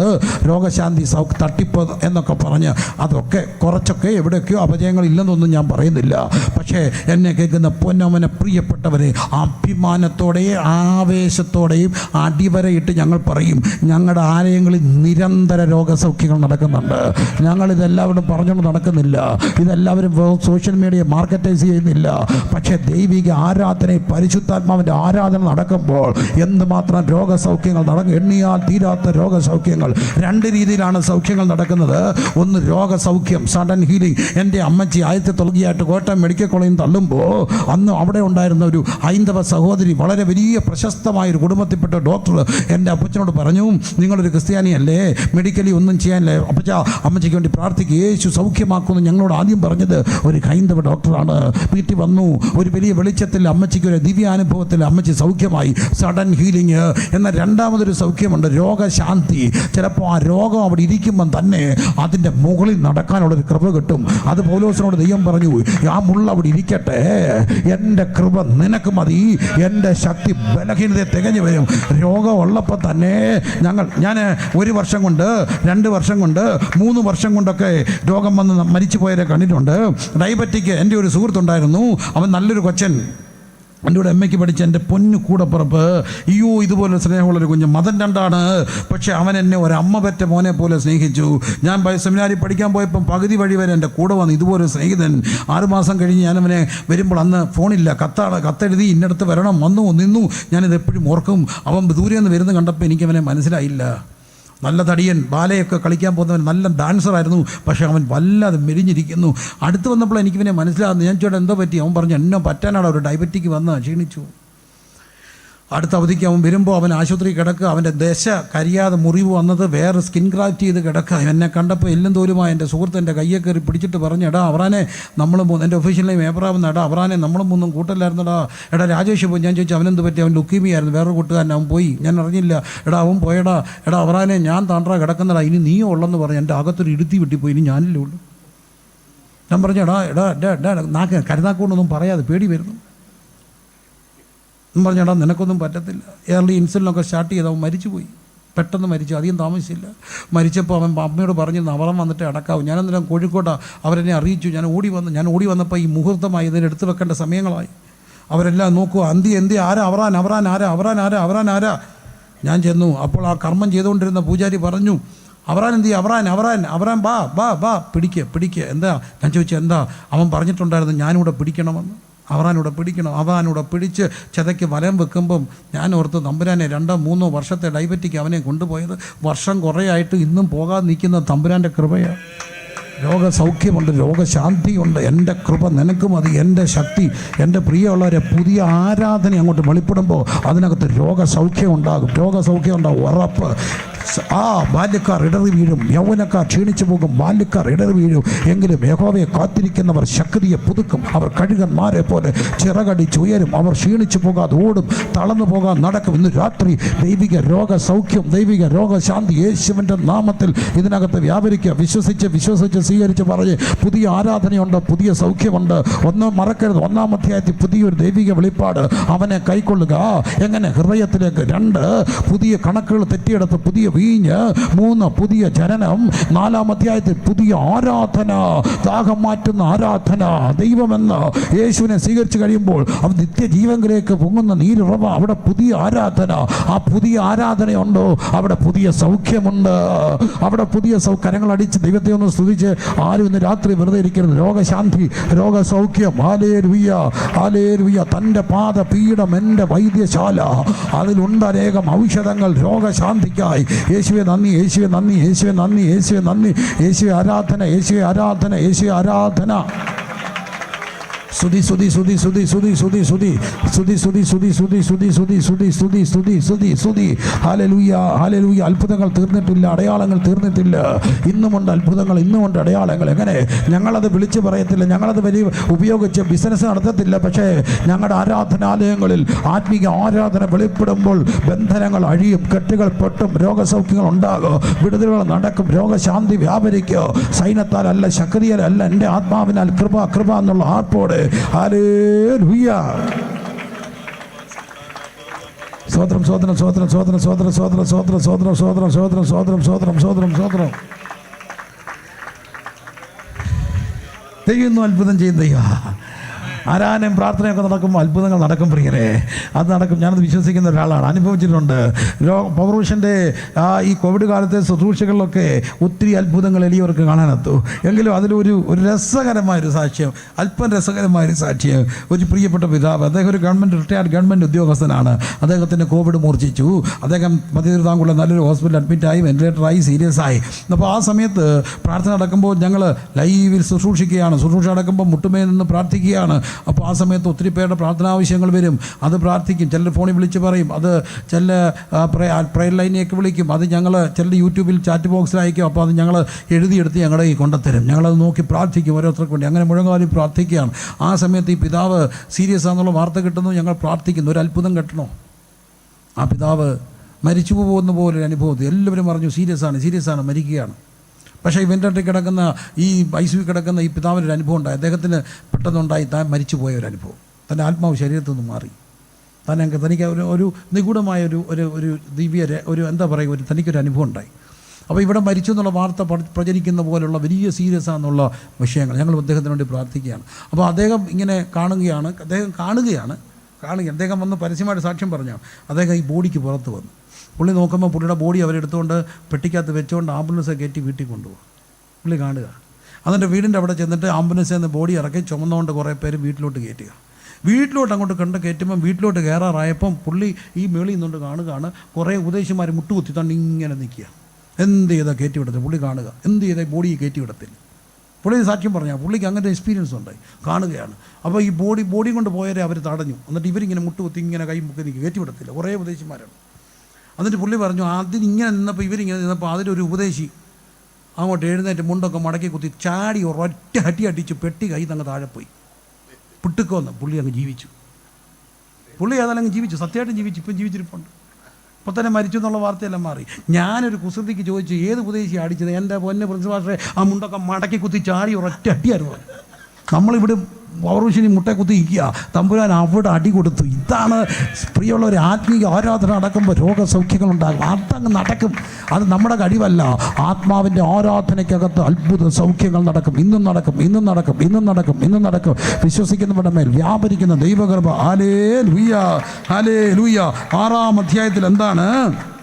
5-ാം അധ്യായത്തിൽ പുതിയ ആ സൗഖ്യമാണ്. 6-ാം അധ്യായത്തിലേക്ക് വരുമ്പോൾ കണ്ടോ, അവരൊരു സ്ഥലത്തിരിക്കുകയാണ്. ജനം വന്നു. യേശു പറഞ്ഞു അവർക്ക് ഭക്ഷിപ്പാൻ കൊടുക്കണം. അവർ ശിഷ്യന്മാർ പറഞ്ഞു, എന്താ പറഞ്ഞു? പറയുകയാണ് ഫിലിപ്പോസ് അവനോട്, ഓരോരുത്തർ അല്പാപ്പല്ല 200 പണം ഉണ്ടെങ്കിൽ ഇവർക്കെല്ലാം കൂടി ഇച്ചിരി കൊടുക്കാൻ പോലും എന്ത് ചെയ്യത്തില്ല, തികയത്തില്ല. അവിടെ ഒരു കുഞ്ഞുണ്ടായിരുന്നു, ബാലനുണ്ടായിരുന്നു. അന്ത്രയോസ് പറഞ്ഞു, ഇവിടെ ഒരു ബാലനുണ്ട്. ബാലൻ്റെ കയ്യിൽ എന്തുണ്ട്?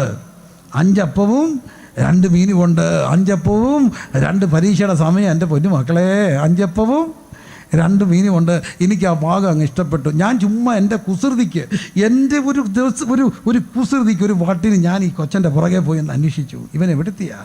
അവൻ്റെ വീട്ടിൽ ചെന്നപ്പോൾ എനിക്ക് മനസ്സിലായി അവനെ വീട്ടിലെ ഇളയവനാ. അവൻ്റെ ഏറ്റവും മൂത്തവൻ ഭയങ്കര മിടുക്കനായിരുന്നു. അവനിപ്പം NIT പഠിക്കുകയാണ്. ഇവിടെ ആ വലിയ അവൻ്റെ നീറ്റൊക്കെ എഴുതി, എൻട്രൻസൊക്കെ എഴുതി അവൻ പഠിക്കുകയാണ്. അവൻ വലിയ മിടുക്കനാണ്. അവൻ്റെ ഇളയതോ IAS കോച്ചിങ്ങിനാണ്. ഏറ്റവും ഇളയവനാണ് ഇവൻ. ഒരക്ഷരം പഠിക്കത്തില്ല. അവൻ വീട്ടിൽ ഇരുന്ന ഇതുപോലെ അവനെ സഹിക്കാൻ വയ്യ. ഞങ്ങൾ ഈ VBS നടത്താറുണ്ട്. കേരളം കണ്ട ഏറ്റവും വലിയ മെഗാ VBSകൾക്ക് ഞങ്ങൾ സാക്ഷ്യം വഹിക്കാൻ എളിയവർക്ക് അവസരം കിട്ടിയിട്ടുണ്ട്. പിന്നെ അതെന്തോ ടെൻഷനാണെന്നറിയാം. 2000 പിള്ളേരെയും കൊണ്ടൊക്കെ VBS നടത്തി. അപ്പോൾ പിന്നെ ഇതങ്ങ് നിർത്താൻ തീരുമാനിച്ചു. കാരണം എന്തോ ടെൻഷനാണ്. അപ്പോൾ തല പൊട്ടിപ്പോകുന്ന വേദനയാണ്. അപ്പോൾ ചില അമ്മമാർ, വിശ്വാസികളൊന്നുമല്ല, എന്നാലും പറയും, പാസ്റ്ററേ VBS ഇല്ലേ? ഇല്ലമ്മ, ഭയങ്കര ടെൻഷനാണ്. അയ്യോ, നല്ല കാര്യം, നടത്തണം. ഈ പിള്ളേരെ VBSന് വിടുന്നത് സ്നേഹം കൊണ്ട് തന്നെയല്ല, അവധിക്ക് എന്നോ ചെയ്യണമെന്ന് അറിയാതിരിക്കുമ്പോഴാണ് VBS. പിന്നെ വണ്ടി വന്നാൽ കൊണ്ടുവരില്ലയോ? വണ്ടി ഒന്ന് കൊണ്ടുപോയാൽ പിന്നെ എന്താ ഞങ്ങളുടെ പിള്ളേരെല്ലാം കൂടെ അവരെ യേശു മേരെ തേരാ നാം സബ്സേ ഊഞ്ചാ ഹേ റെഡി 1 2 3 ജമ്പ് ചെയ്ത് ചാടിച്ച് ക്ഷീണിച്ച് ഇടയ്ക്കൊരു പപ്സ് ഇച്ചിരി വെള്ളം കൊടുത്ത് വീട്ടിൽ പറഞ്ഞു വിടും. ഉച്ചയ്ക്ക് ഒരൊറ്റ ഉറക്കം പിറ്റേ ദിവസം എഴുന്നേക്കത്തുള്ളൂ. അപ്പോൾ ഒരാഴ്ച അങ്ങ് പോയി കിട്ടത്തില്ലേ? അങ്ങനെ വല്ലതും ആയിരിക്കാം ഈ കൊച്ചനെ സഹിക്കാൻ വയ്യാഞ്ഞിട്ട് മറ്റവനോട് പോയി ഇവരെ കോച്ചിങ്ങിനൊക്കെ പോയി. ഇവനോ ഈ മൊണ്ണയെ കൊണ്ടുവന്ന് ഇച്ചിരി അപ്പവും കറിയും കൊടുത്തിട്ട് പറഞ്ഞ് പോയി ഇരുന്ന് ഉടനെ വരല്ലേ, ഉച്ചയ്ക്കൊന്നും ഇങ്ങോട്ട് വരണ്ട, കഴിഞ്ഞിട്ട് വന്നാൽ മതി. അവനെ പറഞ്ഞ് അവിടെ വിട്ടു. ആർക്കും വേണ്ടാത്തവനെ തമ്പുരാൻ എടുക്ക വിട്ടു. തമ്പുരാൻ അവൻ്റെ അപ്പം എടുത്ത് അങ്ങ് വാഴ്ത്തിയപ്പോൾ അത് 5000 പേരെ അങ്ങ് കഴിച്ചു. ഞാനിന്ന് പറയും അവൻ ആരാ? 5000 വിശ്വാസികളുള്ള സഭയുടെ ഭാഷ. 5000 ആരാ? ഇപ്പം അമ്മ അറിയുന്ന ആളുടെ പേരില്ല, IAS പേരിലല്ല, എഞ്ചിനീയറുടെ പേരിലല്ല, അമ്മ അറിയുന്നത് ഈ ഭാഷയുടെ പേരില്ല. കണ്ടോ? ഇന്ന ഭാഷ അമ്മയെന്നറിയപ്പെടൂ. ലോകം തള്ളിക്കളഞ്ഞതിനെ മൂലക്കല്ലാക്കുന്ന കർത്താവുണ്ട്. ഇന്ന് രാത്രി എന്നെ കേൾക്കുന്ന പ്രിയപ്പെട്ടവരെ, അവൻ്റെ കയ്യിൽ 5 അപ്പവും ഇതുപോലെ ചിലപ്പോൾ എൻ്റെ കൂടെ ഒരു കൊച്ചനുണ്ട് കേട്ടോ. അവൻ്റെ അമ്മ ഇപ്പോഴും പറയും 10ാം ക്ലാസ്സിലാണ് ആദ്യമായിട്ട് 2 അക്ക മാർക്ക് കിട്ടുന്നത് എന്ന് പറഞ്ഞാൽ മനസ്സിലായി. 9 എന്നുള്ളത് 10 ആകുന്ന ആദ്യം 10ാം ക്ലാസ്സിലാണ്. അപ്പം നിങ്ങൾക്ക് തോന്നും അവൻ എങ്ങനെ ജയിച്ചെന്ന്. അവൻ ടീച്ചർമാരെ മണിയടിക്കാൻ എടുക്കലാണ്. അതാണ് അവസാനം എല്ലാവരും ജയിപ്പിച്ച് വിടും. ടീച്ചർക്ക് പാവമാണ്, പക്ഷേ അവന് വലിയ ബുദ്ധിയൊന്നുമില്ല. അവന് ഹോളി വന്നിരുന്ന കരഞ്ഞ് പ്രാർത്ഥിക്കുന്ന കാണാം, കർത്താവേ ബുദ്ധിയില്ല പൊട്ടനാണേ, സഹായിക്കണേ. അവൻ്റെ അമ്മ എല്ലാ ശനിയാഴ്ച വരും, ഹോള് മൊത്തം തൂക്കിട്ട് അവിടെ നിന്ന് പ്രാർത്ഥിക്കും, എൻ്റെ കൊച്ചിന് ബുദ്ധിയില്ല, ബുദ്ധി കൊടുക്കണേ. ഇന്ന് അവൻ ബിടെക് എഞ്ചിനീയറായി. 24ാമത്തെ വയസ്സിൽ സ്വന്തം വീട് വെച്ചു. പ്രിയമുള്ളവരെ, നല്ല വണ്ടി മേടിച്ചു. അമ്മ ഇന്ന് സന്തോഷിക്കുന്നത് എന്താ കാര്യം എന്നറിയാമോ? എത്ര പൊട്ടനാണെങ്കിലും തമ്പുരാൻ്റെ കയ്യിലോട്ട് കൊടുത്താൽ തമ്പുരാൻ അവനെ അങ്ങ് ഉയർത്തി വാഴ്ത്തു. അവൻ അനുഗ്രഹിക്കപ്പെടും. എണ്ണത്തെ വർദ്ധിപ്പിക്കുന്ന, തള്ളിക്കളഞ്ഞതിനെ മൂലക്കല്ലാക്കുന്ന എൻ്റെ തമ്പുരാനുണ്ട്. പുതിയ സൗഖ്യം മാത്രമല്ല, പുതിയൊരു അധ്യായം നിൻ്റെ ജീവിതത്തിൽ തുറക്കാൻ കഴിവുള്ള ഒരു ദൈവമുണ്ട്. 6ാം അധ്യായത്തിൽ ആ പുതിയ മന്ന കാണുകയാണ്. ഇന്ന് രാത്രി എന്നെ കേൾക്കുന്ന പ്രിയമുള്ളവരെ, നിങ്ങളുടെ ജീവിതത്തിൽ, നിങ്ങളുടെ തലമുറയുടെ ജീവിതത്തിൽ മാർക്കില്ലായിരിക്കാം, ബുദ്ധിയില്ലായിരിക്കാം, എന്നാൽ ലോകം തള്ളിക്കളഞ്ഞതിനെ മൂലക്കല്ലാക്കാൻ കഴിവുള്ള ദൈവം ഒരു ന്യൂ ചാപ്റ്റർ, എ ന്യൂ ഇറ, ഒരു പുതിയ അധ്യായം തുറക്കാൻ കഴിവുള്ള എൻ്റെ കർത്താവ് ഈ രാത്രി ഇവിടെ വല്ലവരെ സ്തുതിച്ച് ആരാധിച്ചേ. Hallelujah, hallelujah. സമയം പോകുന്നത് കൊണ്ട് ഇത്രയും സമയം നിങ്ങൾ ഇരുന്നല്ലോ, നിങ്ങൾക്ക് നന്ദി. നമുക്കൊരു നിമിഷം ദൈവസന്നിധിയിൽ എഴുന്നേറ്റ് നിൽക്കുക, പ്രാർത്ഥിക്കുക. കണക്കുകൾ തെറ്റിയവരാണോ? ഈ രാത്രി കർത്താവ് വന്നിട്ടുണ്ട്. ഈ രാത്രി കർത്താവിൻ്റെ ഹല്ലേലൂയ. എവിടെയോ ചില മറ്റുള്ളതിൻ്റെ പുറകെ പോയി ദാഹം തീർക്കാൻ ശ്രമിക്കുന്നുണ്ടോ? ദാഹം തീർക്കാൻ ഒരേ ഒരു മാർഗ്ഗം യേശു. എന്നിൽ വിശ്വസിക്കുന്നതിന് ഉള്ളിൽ നിന്ന് തിരുവെഴുത്ത് പറയുന്ന പോലെ ജീവജലത്തിൻ്റെ നദികൾ ഒഴുകോ. അവിടെ പുതിയ ആരാധനയുണ്ട്. പുതിയ ആരാധനയുള്ളിടത്ത് എന്തുണ്ട്? പുതിയ സൗഖ്യമുണ്ട്. പുതിയ സൗഖ്യമുള്ളിടത്ത് എന്തുണ്ട്? പുതിയൊരു അധ്യായം തുറക്ക്. പുതിയൊരു അധ്യായം. സ്തുതിച്ച് ദൈവത്തെ സ്തുതിച്ച് പുതിയൊരു അധ്യായം. കുഞ്ഞെ, നിന്റെ ജീവിതത്തെ കർത്താവിൻ്റെ കരുതി കൊടുത്ത് അവൻ നിന്നെ ഉയർത്തി വാഴ്ത്തും. വാഴ്ത്തി നുറുക്കും. വാഴ്വുകൾ എല്ലാവർക്കും അനുഗ്രഹം ആകട്ടോ, സന്തോഷമാ. പക്ഷേ നുറുക്കമുണ്ട്. നുറുക്ക് അപ്പമെടുത്ത് വാഴ്ത്തി എന്നിട്ട് നുറുക്കി. വാഴ്വ് സന്തോഷമാണെങ്കിലും നുറുക്കം വേദനയോ. ചിലരുടെ ജീവിതത്തിൽ വല്ലാത്ത നുറുക്കം കാണുമോ? നുറുക്കങ്ങൾ എന്തിനാണ്? ജീവിതത്തിൻ്റെ നുറുക്കങ്ങളിലൂടെ എളിയവൻ പോയിട്ടുണ്ട്. ആർക്കുമില്ലാത്ത വേദനകൾ. ഞാൻ ദൈവത്തോടും ചോദിച്ചു, എന്തിനായി നുറുക്കോ? തമ്പുരാൻ പറഞ്ഞു, നീ നിനക്ക് വേണ്ടി തന്നെ ഉള്ളവനാണെങ്കിൽ നുറുക്കണ്ട, എന്നാൽ നീ അനേകർക്ക് അനുഗ്രഹമായി തീരണമെങ്കിൽ നിന്നെ ദൈവം നുറുക്കും. നുറുക്കുന്ന എന്തിനാ? ഒത്തിരി പേർക്ക് ഒരു അനുഗ്രഹമായി മാറാ. നുറുക്കങ്ങളുടെ പോന്നവരെ, നീ നിനക്കുള്ളവനല്ല, നിനക്കുള്ളവൾ മാത്രമല്ല, ഒത്തിരി പേർക്ക് അനുഗ്രഹമായി തീരേണ്ടവരെ ദൈവം നുറുക്കും. യേശുവേ, ഈ രാത്രി ദൈവിക വിടുതലുകൾ, ഒരു പുതിയ ചാപ്റ്റർ, എവിടെ തള്ളിക്കളഞ്ഞതിനെ മൂലക്കല്ലാക്കാൻ കഴിവുള്ള, ഹല്ലേലൂയ, ഉടഞ്ഞു പോയതിനെ പണിയുന്ന ദൈവത്തിൻ്റെ കൃപ വ്യാപരിക്കട്ടെ. കരങ്ങൾ ഉയർത്തി എല്ലാവരും പ്രാർത്ഥിച്ച്